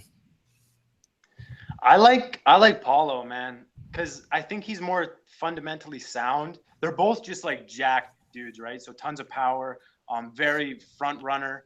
They're both front runners, I should say. They both hit hard. They're going to want to strike. But the one thing is, we haven't seen Paulo pass the first round. And similar to Razak last week, I know it burned a lot of guys. You don't know what a guy's going to look like if he hasn't been out of the first round. But in this fight, we know what Uluwali looks like after the first round, and it's dog shit. So it's kind of like you don't want to trust Paulo to look good, but you can bank on Uluwali looking bad. So for me, I'm pretty solid on Paulo here. Like, I think like I said, they're both jacked, but Paulo's more technical. Paulo has a cardio question mark, but Uluwali has a cardio detriment. So I'm leaning with Paulo. And also, I really don't think Uluwali is that good. Like, he had that weird head kick, but that was against a stocky, short shot Serafian. And the way he throws punches, like, I mean, that leaping lead hook is so telegraphed. I'm sure it's caught some guys on the regional scene, but it's not what I want to see. And conversely, Paulo had really, really good shot selection, doubled up on the same side, was looking for openings on all 4 limbs. Granted, it was against Gareth McClellan, but I'm pretty solid on that guy. So he's the other parlay leg I was looking at doing with Antonio. Haven't pulled the trigger on that yet, but that's around even money. So a 2-leg where I think both guys are pretty much solid in all areas of the fight over their competition. That's a parlay I'm looking at. So it is what it is. But yeah, I got Paulo. Dan, what do you think about this matchup between these two monsters? I think that was a great breakdown by Z. I got Paulo as well. But what I will say is some people on Bamgbose, and these kind of matchups, you really can't fault an underdog pick. It's almost like taking the underdog in a heavyweight fight, or Yeah. right? It's kind of a similar thing like that. So I totally get that. But what I will say to counter and more, this is more of I think a useful analysis going forward to matches where what Z's kind of talking about. We want to get answers from this guy out of the first round, and possibly playing that, or just for the sake of analyzing, with gambling aside. One of the positive notes I will say, aside from their puzzle pieces of striking fitting, whereas like you said, Bamgbose telegraphs and is dangerous, but Borrachinha can also fight from both stances, as he showed in his regional fights outside the UFC. He has check hooks and certain things that can counter and intercept a rushing opponent. But the most important part of that equation is he feint baits. He feints and baits a reaction out of his opponent. Yeah. And against a guy like Bamgbose, that's the only shot you have to worry about. So as soon as you bait it out, we started after Kenny Florian, BJ Penn, we started seeing everybody that feint baiting. You feint bait the kick, and you can have your way with it. Feint bait. But what's impressive besides that? That's more just a technical thing. This guy looks like he's an athlete. He's bodied up, and he looks like a bully. Now that bulliness comes into handy. The no selling, Borrachinha does, and get in my face. Come on, bring it back. And he gets right in guys' faces when he gets tagged. That can be bad, right? As much as that serves him now and serves him overall in the spirit of being a fighter, that can definitely be bad. But the weird thing is what he does subtly. I missed this on my last time I analyzed it, but I picked it up this time. Is even when he has a guy hurt or he got tagged, he would get in their face, but he would change his rhythm where instead of going left, right, he would go left, right, left, right, left, right. Yeah, And, just changing up the timing. And to see a young fighter, much less a fighter who has physical gifts, who's probably going to, lean to that. And then mentally, you could maybe argue that he's a bully from the little footage that we've seen. Those are the last type of guys you see doing technical stuff like that. So that was super impressive. Now that's something super small, but I think that weighs a lot for someone like me for what I look for in fighters. And it's kind of worth noting going forward. But back to what Z said, I don't think it's going to come into play. It's going to matter this fight. So I got Borrachinha, no place. The best feint baiter that I've seen is Taisumov. The way he it's good. Makes you lean into shots. He'll show you something just to hit you with that uppercut or whatever. So yeah, but like I said about doubling up on the same side, that's exactly the point I was trying to make. Where he varies the rhythm, he varies the side, the target, like he mixes it up. So he's an intelligent finisher, and I like seeing those guys as opposed to guys who just wail on their opponent. So me personally, man, this is one of the fights where I didn't do the most tape study on. Yeah, I know, but I do like. I'm gonna side with these guys. I do like Borrachinha here quite a bit. No, he's looking a lot bigger than Oluwalo Bamgbose, and that gives me two thoughts. It makes me think, all right, he's much bigger than the guy. He can easily put him out if he lands that correct shot. But I think Bamgbose might have a nice little speed advantage here. And the dude packs a bomb as well. And the thing is, Borrachinha, he's been going out there and knocking out guys who don't pose much of a knockout threat themselves. So, I mean, this is the first time he's going in there against a guy who, packs the kind of power that he does, man. Because Bamgbose can hit as well. But the thing is, I do think Paulo is the much more, accurate, just more refined striker with the better skills here. I think he's going to be able to find the spots easier. Bamgbose is going to get clipped with something big in that first round and most likely go down. I like Borrachinha here to continue that win streak. If not, that is the point. What's that? So I thought you were moving on, but I was just gonna say that's a good point because not only is Oluwale dangerous, but he's unorthodox and dangerous. So even though Paulo's probably got a better defensive shell, he might get clipped by something he doesn't see. And even though Oluwale skips leg day, he does pack a punch. So I get that. Yeah, that's true. Very true, guys. Very true. Yeah, I agree. Yeah, man. I definitely for sure missed out on the max bet of the century when I had Tom Breeze against Bamgbose, but it is what it is. I had him too, man. So yeah, man, do like the Brazilian here. I believe I'm pretty sure the guy still hasn't fought outside of Brazil, so maybe that'll be the time where I first look to fade the guy.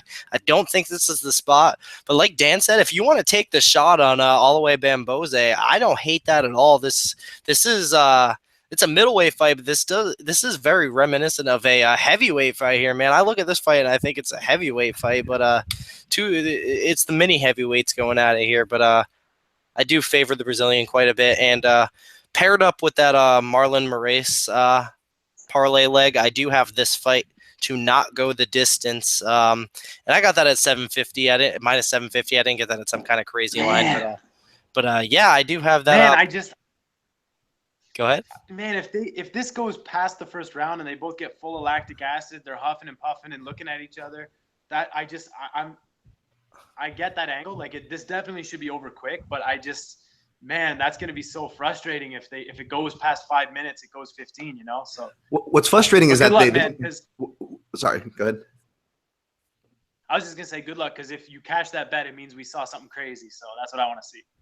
That's true. And I was going to say what is frustrating is the fact that I was looking at that same line as Kelton was, and it just feels like they stack these lines, man. This is the classic Dan Tom parlay fodder. I usually always have one fight does not go the distance or one that will, but it's like they fortified the castle. They threw, speeding spikes. They put, Telsa coils up. They have gunners at the wall. Like they don't want anybody on these lines, man. It's fucking crazy. But I'm rooting for you though, Kelton.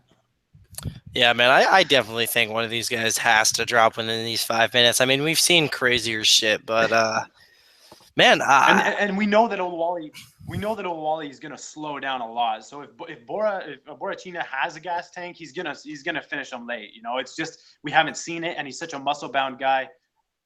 I'm scared for you, man, but hopefully you cash, man. And to counter what Z said, Paulo Borrachinha actually has been to the second round in the Ultimate Fighter. He actually has a second round submission win, so he's got wins in that second round. So I won't be entirely bummed out if this reaches the second round. I mean that's another a point for Borrachinha bet there. I think if it does get to the second round, I think he's got the advantage with the cardio, even though he is the bigger guy. I think he trains a little harder in that cardio department. But yeah, I man. agree. Yeah, man. I think this is a fight that definitely passed from. I don't recommend you guys tail me on that. Doesn't go the distance. I minus 750. I kind of just wanted to throw a little bit something in there to give me a little bit more value on Marlon Moraes. Well, maybe, man. We'll see. We'll see, man. But moving on here to a fight, I got some strong ass feelings on this fight, man. So we got Vitor Belfort minus 160 taking on Nate the Great Marquart plus 140. So I'm going to start out with this one, man. So the thing here with Vitor Belfort, we know the guy's been, I don't necessarily, the guy's been taken down. He's been destroyed, but I mean, you look at by who, man. I mean, okay, for sure, post TRT, the guy isn't the same. He's for sure not TRT Vitor anymore, but I think he's being a little underestimated, man. So he lost to Jacare, and he lost to Gegard, and he lost to Kelvin. 3 top 5, top 6 guys. Post TRT Vitor still knocked out Dan Henderson in that first round. The same Dan Henderson that almost won the title from Michael Bisping. Nate Marquart is going out there losing decisions to Sam Alvey. I think Nate Marquart is the absolute perfect opponent for Vitor Belfort to absolutely style on here, man. I think that Vitor Belfort classic Brazil blitz is going to be in full effect here, and he's going to absolutely light Nate Marquart up in the first round here, man. There was a couple more points I wanted to make, but I completely forgot. I highly think of Vitor, man. And it's funny because a couple fights ago, if you were to tell me that the single fighter on a card that I'd have the most units risked on is Vitor Belfort, I'd tell you to get the hell out of here. But that being said, I do have 2.5 units on old Vitor Belfort here, man. And I was saying to Z before the show that I kind of regret just not betting the Vitor in the distance because I think that he's going to get that knockout win here. But the thing is, Nate Marquart is that shot as well, that I feel like he's the kind of guy that Vitor Belfort I wouldn't be shocked that he got a decision win over. I mean, this could be that bad of a fight, man. But I like Vitor to just style Marquart here. I have 1.5 units on him straight at minus 125 to win 1.20. And then I have Vitor in a 1-unit parlay with Antonio Carlos Jr. at plus 153 to win 1.53. I think Marquart is, he had a nice victory over Tamden McCrory, but I think Tamden McCrory was a little overrated at the time. He had a nice little win over CB Holloway. I was at that fight, but he did lose that first round. I wasn't entirely impressed. CB Holloway is a guy with just zero fight IQ. He just kind of walks straight into that punch. But like I said, man, I think this is the perfect guy for Vitor to style over. And one more point I wanted to make. This one might be a little controversial here, but Vitor did say this is going to be his last fight in the UFC. And I would not be shocked in the slightest if Vitor. I would not be shocked in the slightest Vitor Belfort came into this fight juiced to the absolute gills, getting prepped up for that rise and run there. So I wouldn't be shocked, man. Wouldn't be shocked in the slightest if Vitor Belfort. I mean, I encourage him fully. Vitor Belfort, juice up, win me that money, my man. Because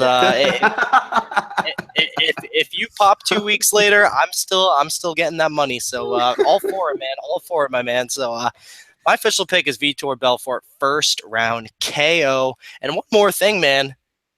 Nate Marquart is actually one of my all-time favorite fighters. So I think the anti-biasism there speaks levels to the confidence I have in Vitor Belfort here. So like him a lot. Z, go ahead, man. I'm just wincing because I'm picturing what he looks like in the cage, saggy and like shaved head and skinny, and you've given your money to him and say, "Okay, win the fight for me." It's just like I just can't do it, but I'm picking him to win the fight. Definitely, I'm stoked to see him in the Ryzen heavyweight tournament. But man, like it's just the grandfather division. Like they're both huge respect to both guys, right? They both have huge highlight reels, and this is the end of the road. Like this is what a fighter's career looks like at their age, So it's not a slight on them. I don't mean to disrespect them, but like it's two old shot dinosaurs. Like I don't want to trust either of them. Marquart can still crack, he can still throw, but I think Vitor is faster at this point, and I think Marquart's kind of there to be hit.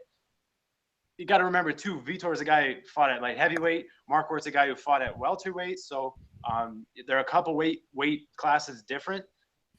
Man, I got to say though, I didn't look too much into this just because do I want to bet on Marquart? No. Do I want to bet on Belfort? No. Although I do regret not taking Marquart when he fought Tamden, because that was a case. Again, that long-term trend I'm trying to dial in, where you get a guy who's recently knocked out bad coming back. So, but regardless, it is what it is. I hope you win. I think Vitor's going to win. That's my pick. But hell no, I'm not betting on Vitor Belfort at this point. And to your point about the prop bet, the inside the distance, I say take him straight because it's that margin. It's not worth it in my opinion. Like he most likely wins via finish, but you're not getting a big margin. You know what I mean? So it is what it is. Dan? Yeah, as somebody who, tries to champion going against the biases, but and also admitting that they're real, much respect to that, Kelton. And also someone who is maybe the contrarian in me, I always feel like I always got to, if not go against the narrative, unveil the other side of that narrative. And I don't feel that I was taking it as much with the anti-Vitor stuff. I mean, I did pick against him in his last couple fights, but I also did pick him not just to beat Dan Henderson, but to head kick him. And the reason why I picked that, and I'm saying it now not to bump my chest, but that's because I believe that there's a similar read going into this card. And although maybe it's me, not wanting to bet, Vitor Belfort for the narrative that Z laid out, or maybe it was me not wanting to bet against Dan Henderson that time, but I probably won't bet against Vitor this time, even though it is one of my more confident calls, because in looking back, I was like, oh my goodness, Nate Marquart is fucking 0-6 against Southpaws, and that's going back 10 years. And that's not including his losses to Tarek Safadine and who was the other loss against an Orthodox fighter Thiago Santos, two Orthodox fighters who switched to Southpaw and fight out of that stance regularly, who also beat Nate Marquart. He doesn't do well. And I kind of emphasize my breakdown off one of his kicking combinations. He'll throw punches, and instead of punctuating a kick from his power side, he likes doing that lead-legged kick, right? And it's not as technical as a Rashid Magomedov or anything like that by any means, but it's got some power. We saw it cap off Tamden McCrory, granted, compromised chin. Great point there. Z. But, he doesn't throw anything to offer to the power side. And that's the thing is we have an opposing stance. We have the mirroring stances of a southpaw orthodox, and both guys, whether they're going forward or backward, defensive or offensive, they dip into that power side. Okay. But if you look at what strikes they're throwing, Nate Marquart's not offering much besides the cross, which Vitor is already slipping. Whereas Nate Marquardt already has low hands no matter what point of the fight he's at. And then when you're pressuring him, Nate Marquardt backs up with his head either straight up and or down to the right. And what's Vitor's money combination is the left cross followed by the left high kick. And anybody who dips their head to that side does not do well against Vitor. And Nate is on paper probably the most culpable of those guys, not just talking about his 0-6 southpaw record, but also his damage record. I mean, Vitor's is pretty bad where you look at he's been stopped and dropped in 4 of his last 5 fights. Not a good sign for Vitor. But Nate's been stopped or dropped in 7 of his last 11, if you can kind of tell the difference of those kind of statistic measurement points. But either way, it's very troubling stuff, and I can't go against that basic layout of the matchup. I feel that it could be a little longer than people suspect because both these guys like to counter. We could have a staring contest for a second, but I feel like Nate's going to get antsy. He's going to close the distance, and when we've seen him do it in the last couple of fights, he almost gets nervous and he closes it really bad, and he just reaches and grabs for a guy. He doesn't even cover to strike. If he does that, he's getting clipped here. If he comes in and strikes, he's getting clipped. His best bet is to get Vitor down, but even his level changes, and I don't know if it's the damage he's taken or the age, but Nate's level changes aren't even as good anymore. And that's the one thing Vitor has improved. In this last run, he's improved his wrestling. I mean, look at Gegard Mousasi. Gegard Mousasi actually had trouble getting him down. It wasn't until he landed that flurry, that like 20-hit combo flurry, then he got Vitor Belfort down and finished him out. Like Vitor was actually defending takedowns, hoisting them up for a second, didn't do well against Jacare in that. He actually pulled guard, which was really disturbing. But again, if we're looking for small improvements and giving credit where credit's due, that is probably the one positive thing you could say about Vitor, aside from his tools that will probably win him his fight that he's always had. But anyways, yeah, Vitor Belfort inside the distance, no place. Was that Vitor's takedown defense, or was that Gegard just knowing that he needs to get it late? You know what I mean? Like, I think that might have been. It could be. It could have been. Yeah. Really trying. It could have been. They weren't the best. He wasn't in that deep. They weren't the best attempts, granted. But as far as improvements and stuff, I mean, you need to compare that to just the fight before where Jacare didn't have anything. He actually defended against Jacare, then almost inexplicably pulled guard. It wasn't like Jacare had his foot up in the air, swooped the foot out. You know what I'm saying? So I mean, just within that fight to fight, both fights where he looked bad and lost, but there was improvements there. And he specifically, even though his camp's like all over the place, I watch who he brings in. Because one of the times he brought in one of my friends, Kyle Griffin, Tyson Griffin's brother, who was out of here extremely toward Drysdale. He brought him in for that Dan Henderson fight, but he always brings in some kind of high-level wrestling coach. It's something that he's really, really been putting a lot of work in on the back end too. So for whatever that's worth, not going to guarantee him the fight, but it's something that's there. No, fair play. No, and go ahead, I'd love to read about Marquart dipping into the high kick too.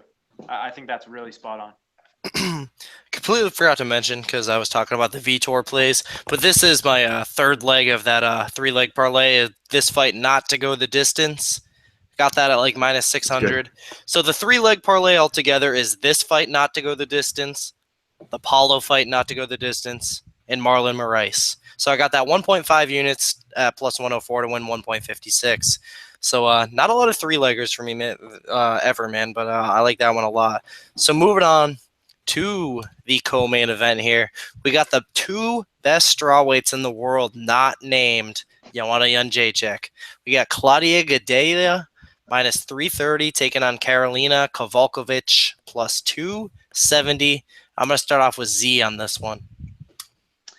Man, this is a value play, I think. I think this is you sprinkle a little on Karolina. I can't be confident that she's going to win because she's going to give up takedowns early. She's not as physically strong, but her footwork, her light on her feet, being evasive, adding up strikes, going to the body, just that volume and that work rate, I think really tires Gadelha out. And I think we're looking at a close fight where it's like, who won that second round? Now, granted, it is in Brazil, so maybe they lean with the Brazilian, but I think when you're looking at plus 295, we're talking about a plus 300 here, And if it's going to be a close fight that boils down to maybe do you value a takedown or strikes landed in that second round? I say as a gambler, you go with Karolina. I don't want to trust Gadelha. I can't trust her gas tank. And I think I think just that volume really adds up, especially if Carolina digs to the body, you know. So kind of a similar read to what I had on Gadelha versus JJ last time. A lot of people were saying that Gadelha taking someone down, you know, it's going to sap the person on bottom's gas tank more. But I think since Claudia has such a shallow gas tank, that all those takedowns, all that muscling up against the fence, that's really going to drain her, and she's going to look real slow and real, you know, kind of just taking shots come the third round. Even in her last fight, she got that huge break because she allegedly, you know, the camera angle was weird, so we don't know if it connected, but she kicked the head of a downed opponent, and that kind of gave her a break, you know what I mean, to recover and then come back. But here, I really think that work rate is worth plus 300. So it's not a confident read. It is a gambly type bet. But if you're going to give me 3-1, I'm going to put 1 unit on Carolina. Dan? Man, I don't know if it's because I like Carolina, but like I fought my hardest to find an angle that I like to play her. Even if the pick was going to be, you know, Gadelha, once I got to that point in the analysis, I'm like, okay, well, that's shot in the wind. I wanted to pick her, but the analysis is pointing the other way. Well, maybe there's an angle. Maybe this is an avoid list, but I can suggest another play. And personally, you know, root for my girl and play her. I couldn't find it, man, and I don't like inflated lines like that, especially female fights. I almost said it earlier, but I'll bring it up now. We talked about heavyweight fights. I also talk about flyweight fights and even female fights having a certain swing. Not as far as, you know, one-shot knockout. Obviously, the flyweights, the females, they don't have that in common with the heavyweights. But as far as the dynamic of the matchup, being able to take heavy swings left or right, where the underdog comes through more often than not, and that's largely due to sample size. And I do remember a lot of people feeling that way, Z, with their first fight, as far as like the Gadelha and Joanna too. And I'm glad you brought that up. I will note that because I'm going to bring up the dynamic of that matchup in possibly into the next one. But where I feel that's kind of and I called the same thing too, by the way. I said, you know, if Gadelha is going to hit her, she's going to take her down. But it's that gas tank that's always been a traditional problem. The thing is, what turned me around is not only that. No matter how I want to cut it, the fact is that whether it's the narrow stance of Kowalkiewicz and the benefits to that, it's going to open him up. It's going to open her up to Gadelha's leg kicks, which Gadelha, you know, is not going to have to worry about them getting caught as much as, you know, other opponents and whatnot. She's not going to mind the ground or anything like that.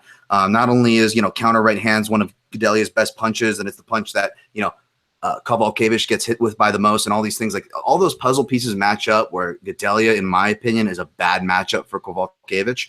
But what was kind of extra dressing on the tape, where not only did I go away from my girl, end up picking up this girl, and not putting any plays, Gadelha actually made it, which I'll get to the play in a second, but made it to my pieces of my parlay, in fact, because watching that last fight, it's hard because when someone changes camps, you're not going to get the best of them.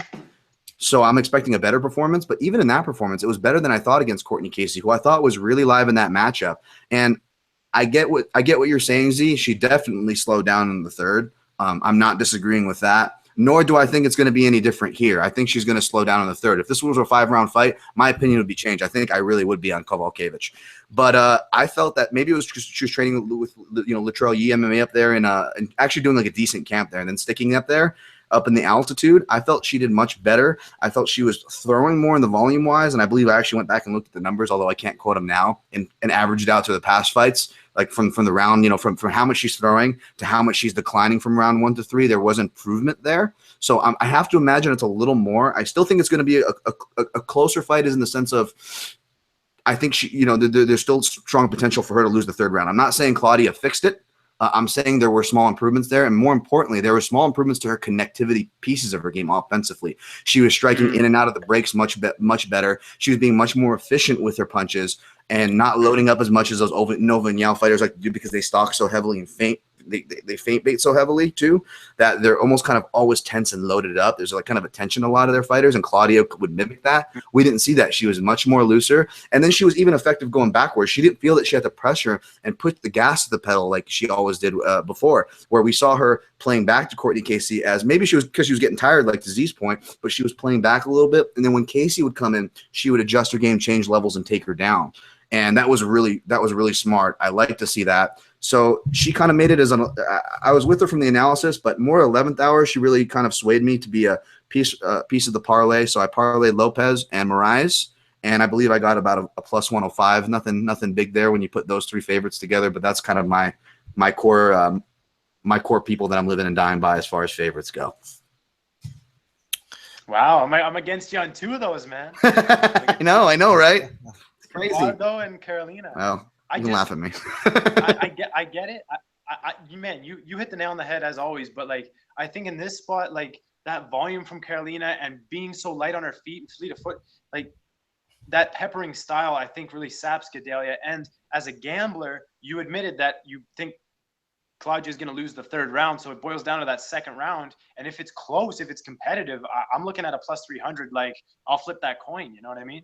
But for sure. Yeah, absolutely. Yeah, sure. No, definitely. And this is one where I actually be, I mean, it would suck as far as that's how I structure my bets, even though I'm honestly playing this one light. So I play the super light where I don't give a shit. But this is one where I actually would be happy that I am wrong because I want Carolina to win. But you absolutely bring up a good point. Those split decision type kind of calls and stuff, those are ones that have snuck up on me before. And, this could be that. Maybe in hindsight, I'll look back and be like, okay, maybe I shouldn't have been so confident. But no, good points nonetheless. Yeah. And another thing, just one more point. Sorry, Kelton. But like, I know Carolina's been out there longer. She took basically I think she went out 2 weeks early or something. And Claudia's just coming in. So like there's that type of, acclimation and all this. And that hand speed of Carolina, man, we've seen Claudia get dropped. So anyway, just my take on the fight. I think the value is on Carolina, but honestly, I won't be surprised if Gadelha wins, the way you're illustrating. Claudia's coming in from where? New Mexico. Oh, is she? Okay. Yeah. I didn't even know about that, man. But like Dan alluded to, I think this is one of those fights where the winner is pretty much decided whether this is a 3 or a 5 round fight. To where if this is a 5-round fight, man, you bet your ass I'm taking that dog money on Karolina Kowalkiewicz. But here, man, I think Dan made a lot of good points on Claudia Gadelha. So to opt out, I'm going to talk about why what I see the value on the most here, man. I did take 2 units on Claudia Gadelha via decision at minus 116 to win 1.72 units. Man, if Claudia Gadelha, all respect to this woman, if Claudia Gadelha can't get Tina Latamaki, I believe the name is, if she can't get her out of there, there's no way she's getting Karolina Kowalkiewicz out there. This ain't the first time Claudia Gadelha has been a massive favorite, and man, if she gets that first UFC finish, I highly doubt it's a woman as high caliber as Karolina Kowalkiewicz. So I think, if Claudia wins, it's going to be a decision here. And I do ultimately most definitely favor here. Like these guys both said, that 3rd round probably will be a little scary, but I do think the wrestling will most definitely be there for Claudia. I like her to win those first 2 rounds quite favorably. 3rd round's going to be a little scary, but I definitely don't think Karolina is going to get her out of there. Was Ioana Jędrzejczyk able to get out of there? I don't think so. But yeah, man, I like Claudia here. I think she wins those first 2 rounds for sure. Whether she makes cardio improvements or not, we'll see if she wins that 3rd or not. But I'm confident enough to lay those 2 units on the Claudia wins via decision at minus 116 to win 1.72 there. So I definitely favor Claudia. I'm going to go with a 30-27. I think she does make those improvements and wins that 3rd round. But we'll see, man. But moving on to the main event of the evening. The title unification bout for featherweight, man. We got the champ, Jose Aldo, minus 145, taking on the interim champ, Max Blessed Holloway, plus 125. And I'm going to start out with the man, Dan Tom, on this one. Oh, shit. I feel like I might be on an island, so before I go off, let me just preface it with this. 1, anybody pretending to be sold on either side, although Aldo's great enough to where you can plant your flag and walk away and still look good, even if he does lose, because it's fucking Jose Aldo. But this match, in other words, what I'm saying, it's so good that it feels silly to argue almost either side, because this is a fan, again, like I said at the top of the show, this is one where I'm just super excited. So with that caveat out of the way and preface or whatever, let me just dive in here by saying I came in favoring Aldo. And my subconscious mind wanted to stick to Aldo so hard because even though I shouldn't have to defend myself, I feel like I've, like kind of Kelton showed earlier as far as going against your bias. I've done that many a times. Hell, I bet against Hawaiians. I bet against my favorite Hawaiian, BJ Penn, okay? I don't even like Yair Rodriguez. I bet. I'm saying like, it doesn't matter. That shit doesn't matter to me. But, man, I was talking, like I said with Z earlier, sometimes you just get those reads and it's just there and you can't go away from it. And not only did I find a lot of facts, which I'm going to jump to and try not to go too long here, that I'm going to about to say, but it was also just accompanied with that read, and everything just seemed to click. So I'm just going to give you my take. I don't blame you if you don't agree with me. I am putting my money in my mouth is with it, but I don't blame you. I'm not telling you to jump off the fucking cliff with me. But I got Max Holloway, and essentially here's the dynamic of the matchup. What I saw was, and it's something that I've pointed out all my Jose Aldo breakdowns independent of Holloway, is that his counter right hand is probably his best shot. And what I've pointed out about Holloway is that he's most reliable, he's most hittable by counter right hands. I mean, he even got hit by Ricardo Lamas by a counter right hand. Now let me tell you how impressive that is. From Diego Sanchez, that Mexico fight, to Carlos, to getting knocked out by Yuri Alcantara in the WEC, I could not find one fucking instance of Ricardo Lamas ever throwing a counter strike. It's insane. He just resets and only strikes when comfortable, which meant that I think Max almost had him out of there. He had him in that life or death mode, like Dong Young Kim, Eric Silva, where they're just Dong Young Kim's just swinging and stay alive at a certain point. I think it was that. Nevertheless, that's kind of that could feed you if you're on Aldo for the counter right there. Again, that's definitely a path to victory. And I also see Aldo's leg kicks, being a path because Max hasn't traditionally checked him, except Max is a builder. And I think if Aldo can't either obviously knock out Max, who, by the way, despite common culprit being the right hand, when's the dude been stunned? It's very seldom. He recovers very fast. So Aldo's either going to have to out him, which is going to be really hard to do. And Aldo is a good risk. He's got good risk management. So unless that opportunity presents itself, he's not going to go hunting for it, or he's going to have to significantly limit Max Holloway, which he can do both, by the way. I would not be surprised. But here's the thing. Max is a builder. In the Ricardo Lamas fight, he gets hit with a leg kick. He gets hit with inside leg kick. And as soon as his leg swings down, Ricardo Lamas smartly goes with the outside leg kick, hits him with both. And that's what I'm watching for. And I'm watching Max in this. I'm like, how is he reacting to leg kicks? I went from his beginning of his career to now. And when I got to that fight, he started doing this thing, not just with the leg kicks, but he started taking people's weapons and building them. Against Conor McGregor, he got hit with those Jackson Wink, those knee stab, those pony kicks. What's the oblique kick, whatever he calls them? That's a hot name. And it bothered Max Holloway. And by the way, Max Holloway, injured, doesn't talk about it much, was compromised. So that's a real weird sample size, especially for this matchup, as Aldo and McGregor are not the same, neither here nor there. Anyways, you see Holloway take that kick from McGregor and start using it. You start to see him go to southpaw more until he unveils it finally against Cub Swanson, and he's doing those push twos. And then again, up to the Lamas fight, he's getting leg kicked now. But after he gets those leg kicks landed, you see him take a step back and go, okay. And he starts kind of feigning and pacing back again. Lamas throws a kick, he backs up. And then he comes in again. Now when Lamas throws a kick, Max actually checks it and then counters. And then this is all within the same round. He's building. And then the next time he engages him, he doesn't even feint and check. He does a thing that Aldo does called tie marching, where you're coming in with high knees, like you're checking a kick that's not there. And what it's doing is it's letting you do a literal march that sets up your offense, allowing you to come inside while constantly having checks at the ready if you're going against a guy who knows he can kick. He just made 4 evolutions of a build within 1 round of that Ricardo Lamas fight. This is something that I could go on for days, but that's just one example. He's been doing that in his last 3 or 4 fights. He is a builder in every sense. He takes weapons away when he gets hit from it. He examines it, and he adjusts that way. I haven't seen that since Demetrius Johnson. And this is probably like the 6th time I've done Max Holloway through the comb. As far as the analyst comb, and I've never picked this up in this way before. And furthermore, his lateral movement, I think, is going to, in a stance switch, is going to give Aldo a hard time to select his leg kicks. Max will go, he won't just move laterally, but as soon as he gets you to follow, then he attacks. And I just feel like when I'm watching Aldo fight these guys, there's something missing there. One, Aldo's fighting guys that are his same size and mainly grapplers. The best strikers that he's fought was, Chan Sung Jung in recent history, and that was the last fight where we saw Aldo actually implore takedowns.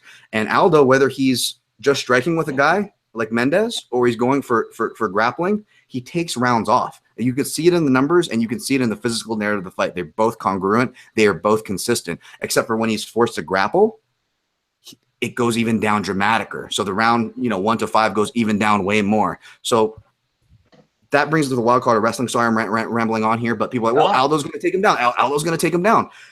Aldo can definitely take him down. And I'm looking at it, and everyone's like, well, Aldo hasn't wrestled that much. He's actually wrestled a little more than you think, not just defensively, but offensively. He can definitely do it. The problem is, back to that point that I noted earlier, Z, talking about the Gadelha Jacek too. It's again, Aldo can hit him, Aldo can take him down, but unless he can finish him on the ground, which I don't see him doing, I think Max's defense is good enough.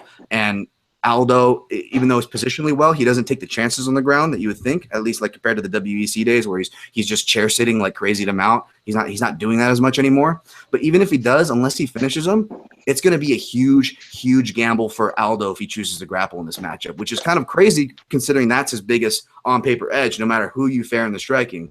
So essentially, I see it as going to be reminiscent to Dillashaw Barao 1 because Aldo, again, you have to go back to Cub Swanson, who wasn't the same Cub Swanson when he faced him, and that was only, what, a 7-second fight? And even before then, he's only faced 2 southpaws in 2 years. The other one was Jonathan Brookins, and even Jonathan Brookins, granted it was a different Aldo, was getting hit with that check right hook. So not only do I see the left hand, which is the common culprit for Aldo, he's been hit with left hands, left hooks from Orthodox, from Mendez, left crosses from McGregor. By the way, Max Holloway has both those shots from both stances. I also picked up something new that we've never seen Aldo against a guy with a check right hook. And you heard me pontificate for days for why the check right hook's good, especially for somebody throwing a right hand. And Aldo's never faced that. And the reason why that's important is because what's Aldo's main combination, guys?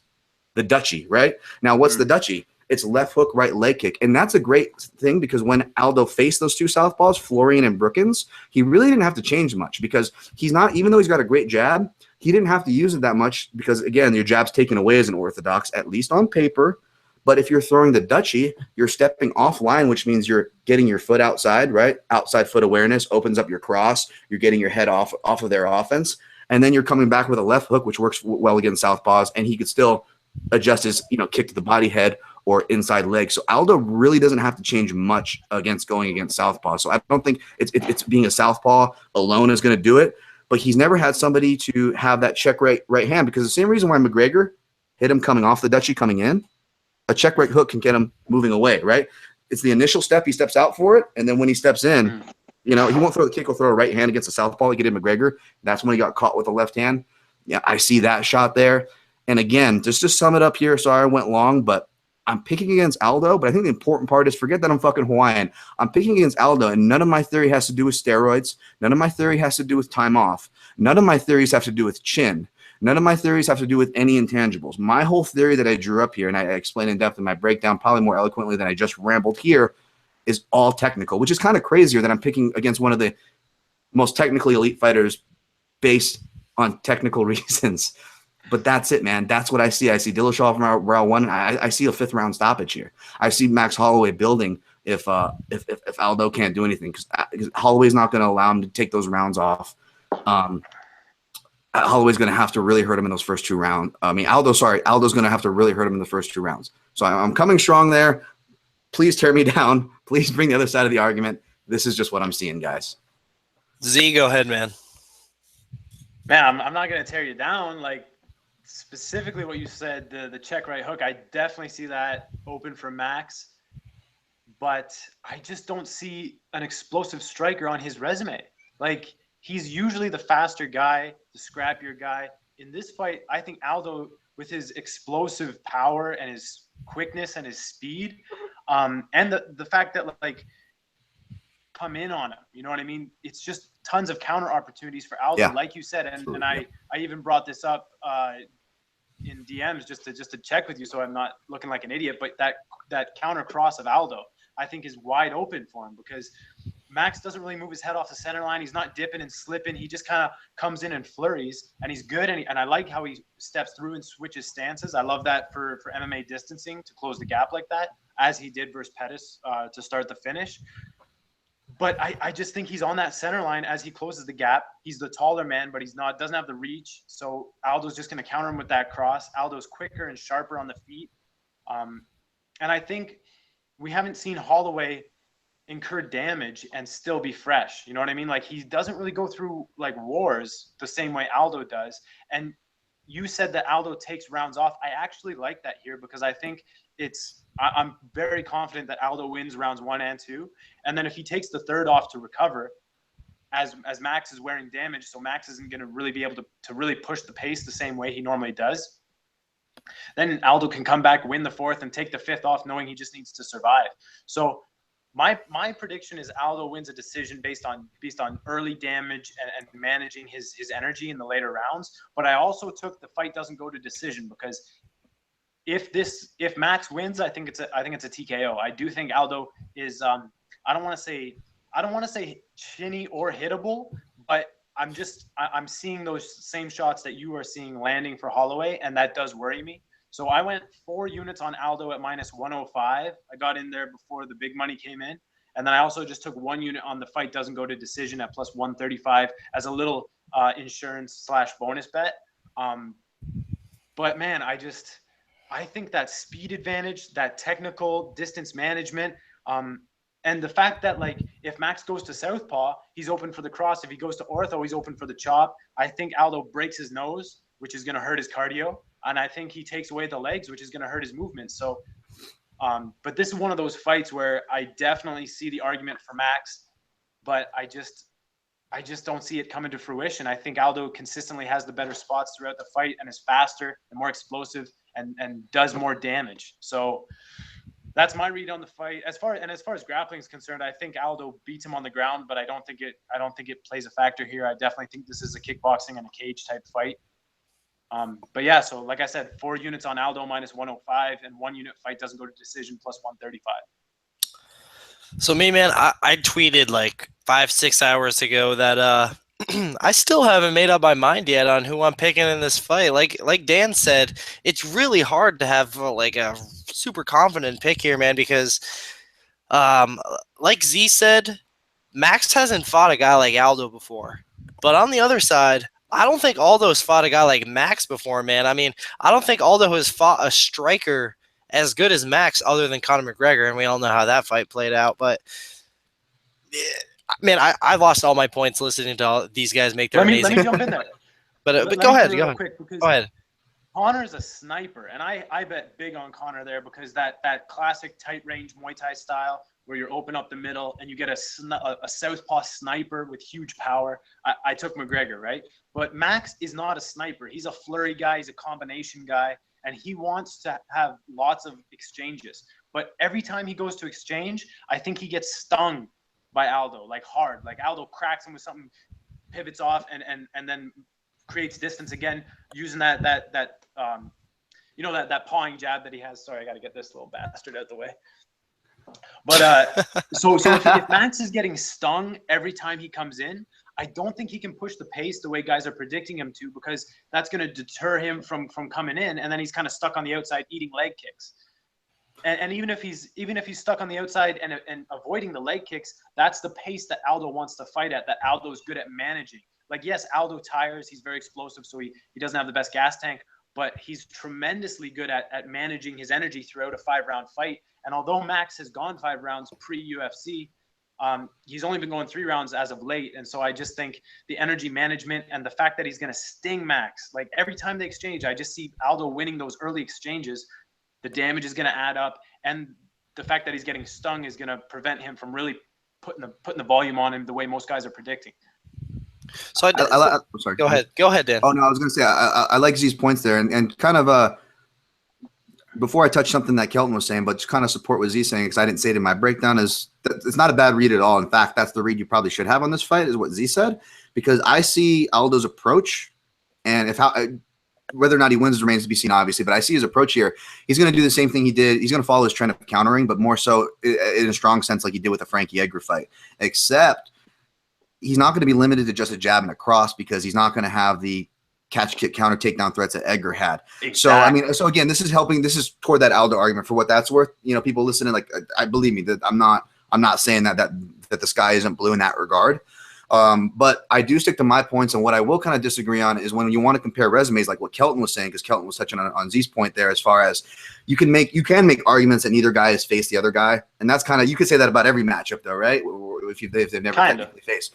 But what I will say is that there's a broader range as far as, again, nobody's Jose Aldo. So if you're just going to go narrative value on who's the greatest, has he fought anybody who's the greatest? Well, no. But if we're just talking about stylistic, frame, volume, like actual tangible stuff that's going to be going on in the fight, it's a clear shoot that Holloway's been more experienced, and furthermore, that note of not going adversity. Even though I do agree, there's not the sample size of 5-round fights, but again, I don't think anybody questions their cardio from hardcore know nothing to analysts. I don't think anybody's questioning Holloway's cardio, and plus the points that I said about building makes me confident in that. But what I will say is that in his 10-fight win streak, even though the first 5 names aren't that impressive, if you go back and watch those first fights of this most recent win streak and Max Holloway is on, he actually had adversity, and got tagged in literally like every fight.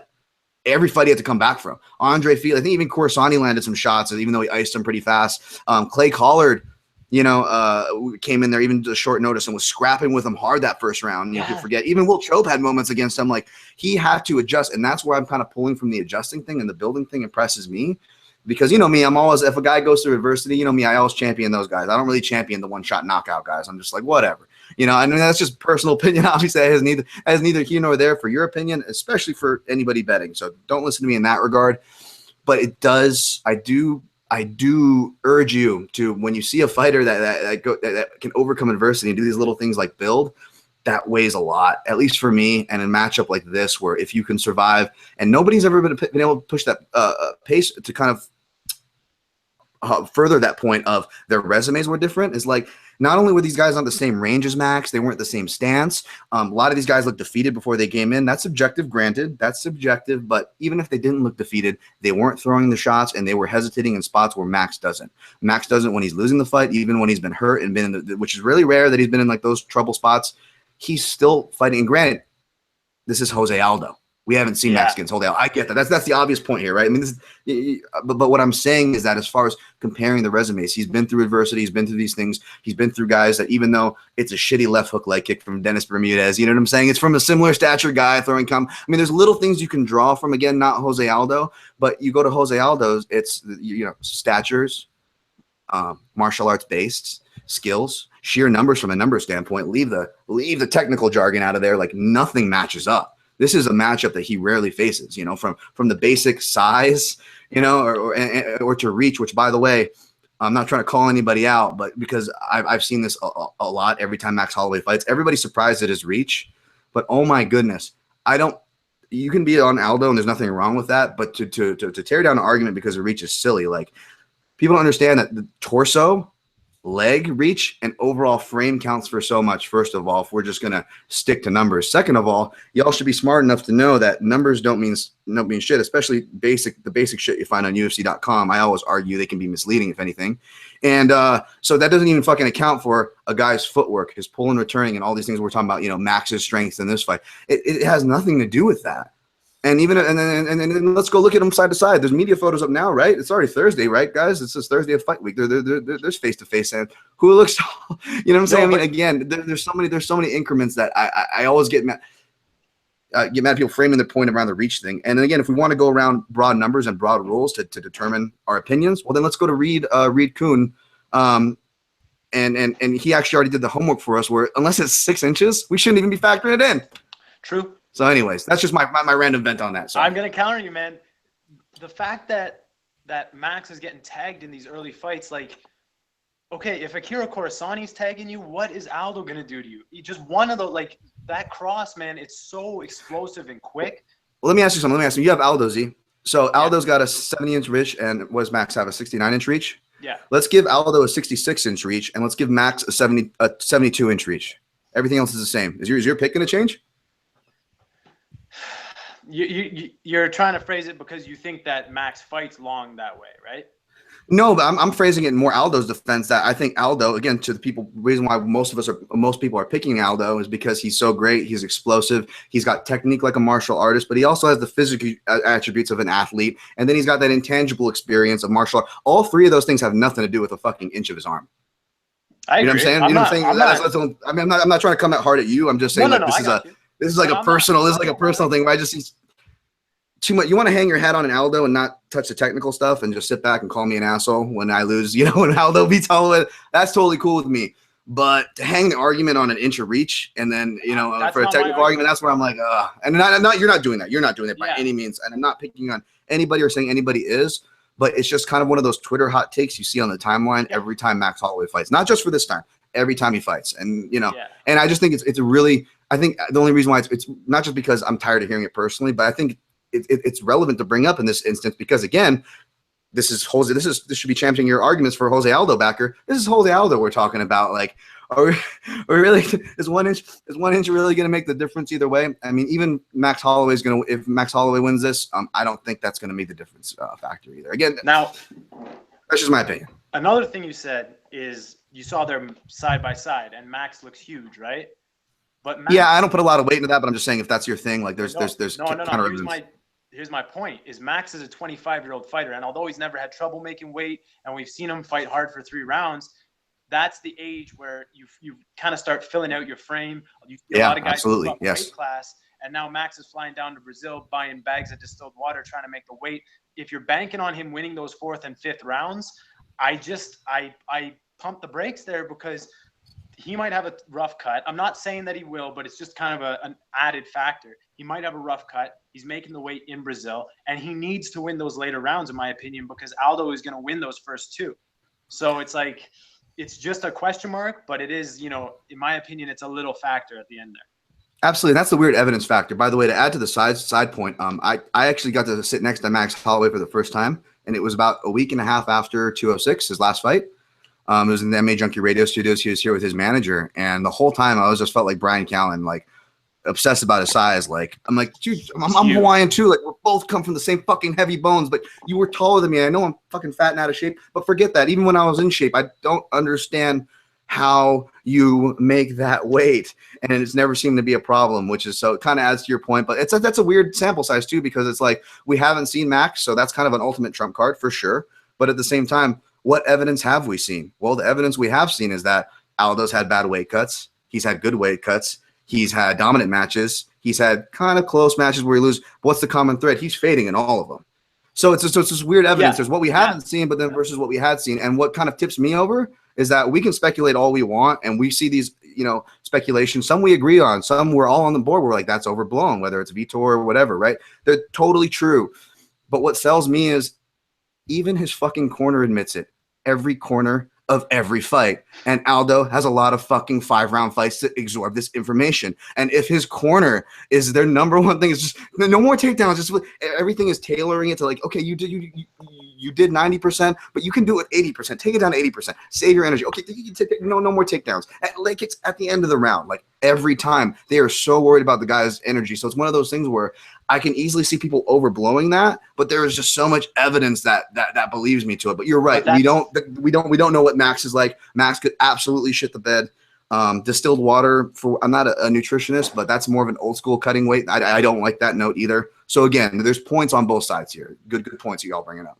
But my point is like, yes, he definitely fades. He definitely has to manage his weight, but he's got manage his energy rather. But he's got so much 5-round experience doing that.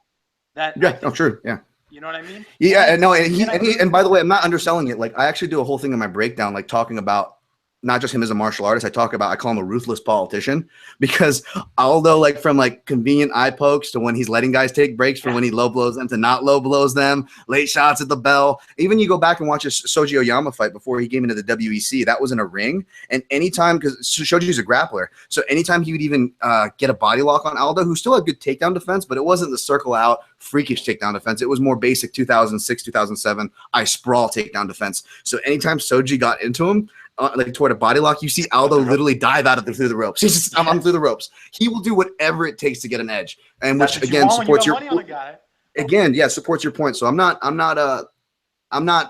blind here. I don't expect anybody to agree with me, but I do expect at least a little respect that I'm not all my points. That I'm not taking anything away from Aldo, and nor am I banking on. I think most people, and I was a little guilty of this too, by the way. I don't know about you guys, but the last Edgar Aldo matchup, thinking, oh, maybe he's fading and this and that, like.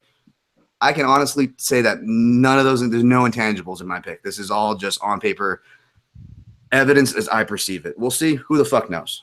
For sure. But to add on to that 5-round energy management, it's that damage that I expect Max to be wearing come the 3rd and 4th rounds. You know what I mean? So that's the big question, man. Yeah, because Aldo's going to hit him. That's for sure. And even a couple leg kicks really drains a guy. You know what I mean? So it's just like you get a guy who wants to have lots of exchanges versus the sharper, faster striker with more 5-round experience. I got to go with Aldo, man. I think he's just, like I said, sharper on the feet. I see the cross landing. I see the body hooks landing. I see the leg kicks landing.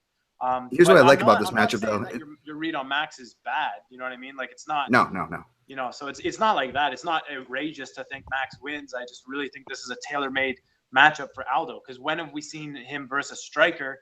You know what I mean? No threat of the takedown, no huge KO power, and he's going to want to have exchanges and flurries on him. I think Aldo gets the better of those, prevents him from pushing the pace. Max wears damage, and Aldo wins a decision. But like I said, if he loses, I think it's a TKO in the 4th or 5th rounds. So I took the doesn't go to decision as a little bit of insurance. Pops, one more thing before, because I want Kelton to put a stamp on this argument. I know, Kelton. Kelton's loading his revolver over there. Man, I'm loving this. He's I'm loading loving his guns. I'm seeing him. He's zeroing in his scope. He's just waiting here. But listen, let me just close when we get back to the man's show. This is his show, for Christ's sake. But I will say, let me just end on a point we can both agree on. What I am stoked, and now whether you're, again, I'm not picking against Aldo. I'm an Aldo fan, as Aldo and as a martial artist and everything above. So, but even if you're a Aldo detractor here, there's one thing we can all agree on here, guys, is that Max is going to bring the dog out in Aldo that we want to see, right? He's not going to be threatening with takedowns. He's not going to give Aldo the typical excuses Aldo would put behind, right? So whether you're on Aldo or on Max, I think we should all be excited about that, and that's going to be the question. How does both Max and Aldo react to Aldo having to bring out the Aldo? You know what I'm saying? Exactly. So, Kelton, put us in our place, man. Put us in our place here. I think he's running into a beehive. I think he's trying to get that honey, just going to be charging at it, and he gets stung. Yeah, man. So I don't even know what other point I can possibly make. Well, one guy on one side, one guy on the other. But, you know, man, over the course of the last couple months, my pick has gone back and forth, but I would say most of the time my pick has been Aldo. But when I keep thinking of this fight, for some reason, it always comes to mind every time I think of this fight is Cody Garbrandt versus Dominic Cruz, man. We got the old veteran who I think is just the sharper guy. He's just going to put it on the guy over the course of 5 rounds. And then Cody Garbrandt comes out and just stuns everybody by being the younger guy that is sharper, and nobody really expected that. Everyone thought if Cody Garbrandt's going to win that fight, he's going to knock him out. But nobody expected him to be the sharper guy over the course of 5 rounds. I think that's what we're looking at here, man. I think Jose Aldo, the guy's still young, but, I mean, he's got them fight years, man, and I think Max Holloway might just be a step ahead. I think over the course of 5 rounds, we're going to see close rounds, but I think Max Holloway is going to have the very close edge. Another thing is, I'm not 100% convinced that Jose Aldo is completely mentally or physically recovered from that Conor McGregor fight. The Frankie Edgar win, I don't want to discredit that too much. I think that was very impressive, but I've maintained the opinion over the years that Frankie Edgar is a very, very good matchup for Jose Aldo, because when we think of Jose Aldo, what are the 2 main things we think of? Leg kicks and takedown defense. And Frankie Edgar, I mean, we know he's outgunned against the feet on Jose Aldo. We know he's going to resort to the wrestling. Jose Aldo, he's just so good with takedowns, man. And like I was saying earlier, before all these guys made their great points, Max Holloway, in my opinion, is the best striker that Jose Aldo has fought besides Conor McGregor. We don't know, man. We don't know if Max Holloway is just going to be a step ahead of Jose Aldo. It would not surprise me in the slightest. So my brain is telling me that Jose Aldo really is the sharper fighter here, and he is going to outstrike him over the course of 5 rounds. But my heart is telling me that we're going to see another situation such as Cody Garbrandt versus Dominic Cruz. And I ever so slightly sided with Dan here. I think Max Holloway is going to put the pressure on Jose Aldo and pick them apart over the course of 5 rounds and probably get that 4th or 5th round stoppage. So my official prediction is Max Holloway via a 5th round stoppage, just like Dan, man. So I just think this is an awesome. That prop pays 25 to 1. Yep. Hey, man, I might just put a quarter unit on Holloway 4th round, Holloway 5th round, but I put $3 on 5th round. I put 5th round. I put it just for fun. I'm just not confident, man. I just don't know, man. I just don't know. And another thing is, just like the Marquart Vitor fight, Jose Aldo is one of my favorite fighters of all time. So this is also anti-biasism here, which shows that yeah, man. This is just an awesome fight, man. We all agree it's an awesome fight. Yeah, this is awesome. I will say Z's gonna have major rights to laugh at us though if we're wrong, because it's 2-1. If he's right, then he's definitely gonna have all green light. By the way, just fucking shit on him.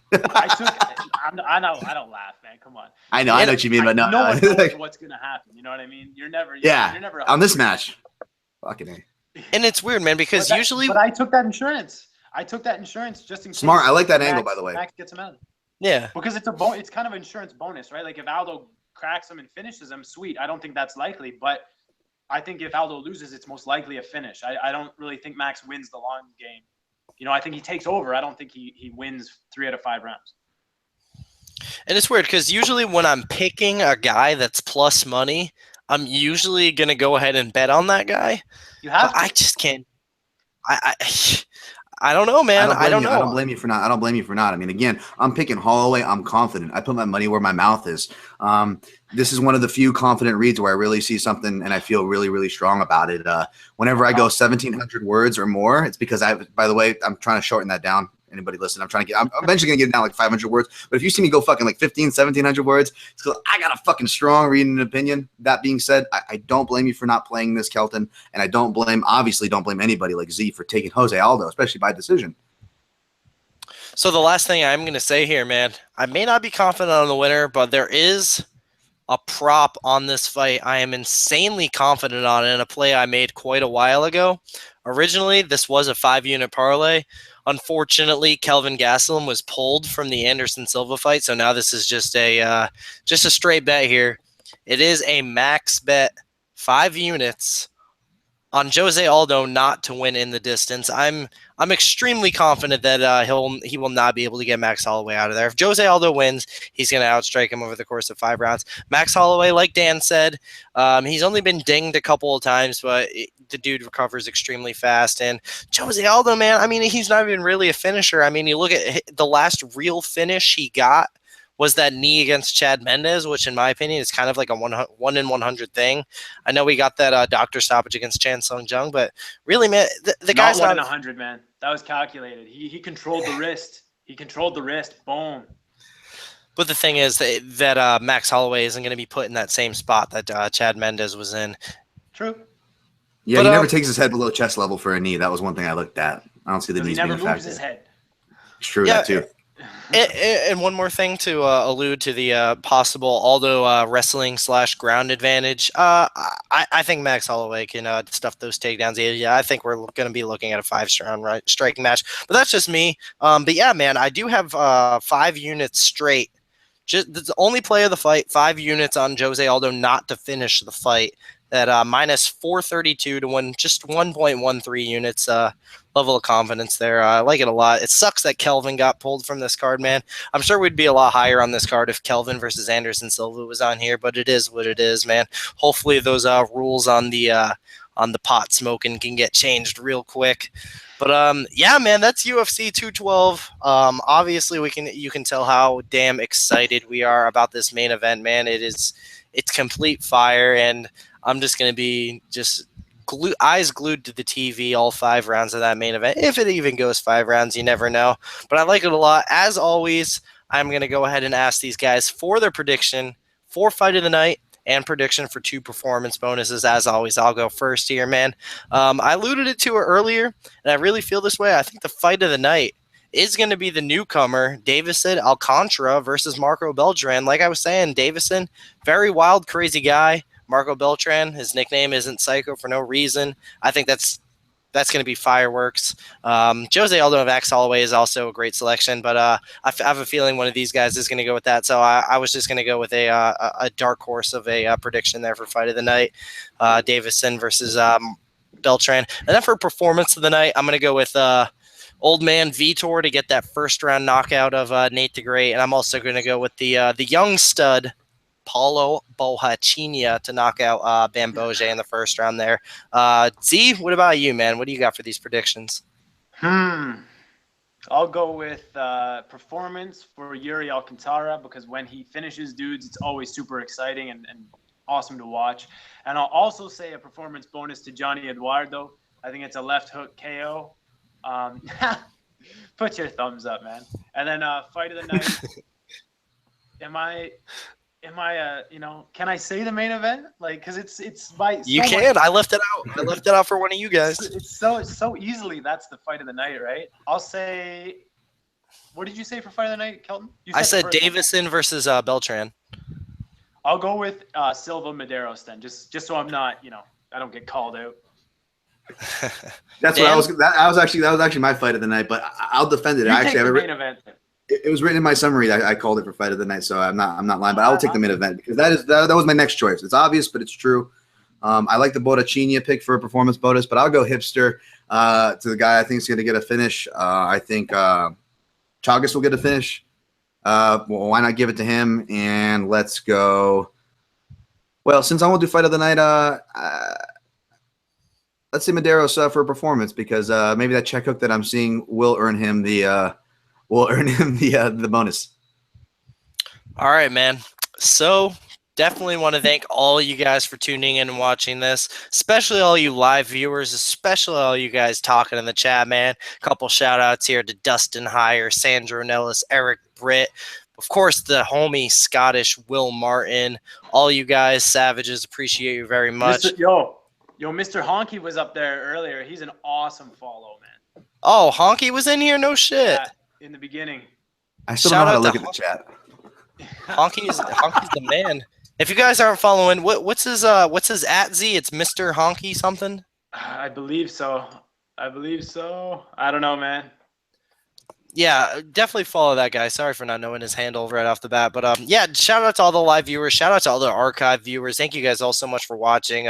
For sure, like the video. It just takes 2 seconds. Subscribe if you haven't already. As you can see, so much cool shit's coming at this channel. I'm sure I'm going to have good old Dan Tom back on. Z, he's a staple of these things. So, yeah, man. And comment below. Tell me who you guys are betting on or thinking about betting on for this card, because I know for me personally, I think it's awesome from a betting perspective. And most importantly, I want to thank these two gentlemen right here for joining me for a pretty long breakdown here. And listening to these two guys talk about Max Holloway and Jose Aldo was really awesome to me, man. I think these guys are two of the most educated. These two guys right here are two of the most educated dudes in my opinion. I love it. I love listening to them, especially on my show, man. So I want to thank them a lot. I'm going to let them plug their stuff away. Of course, I highly encourage you to check out both their stuff. Dan, I'm going to let you start, man.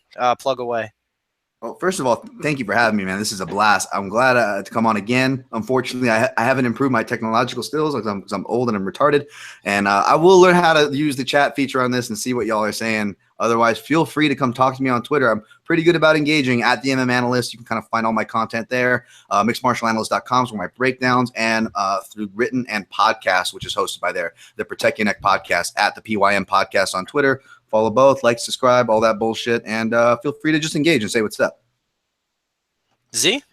Betting record is tracked on CapperTech and BetMMA Tips under Rockstar Z. You can follow me on Twitter at Rockstar Z, and you can check out my YouTube channel, Z's MMA, where I do quicker breakdowns top to bottom, run through the card from a betting perspective.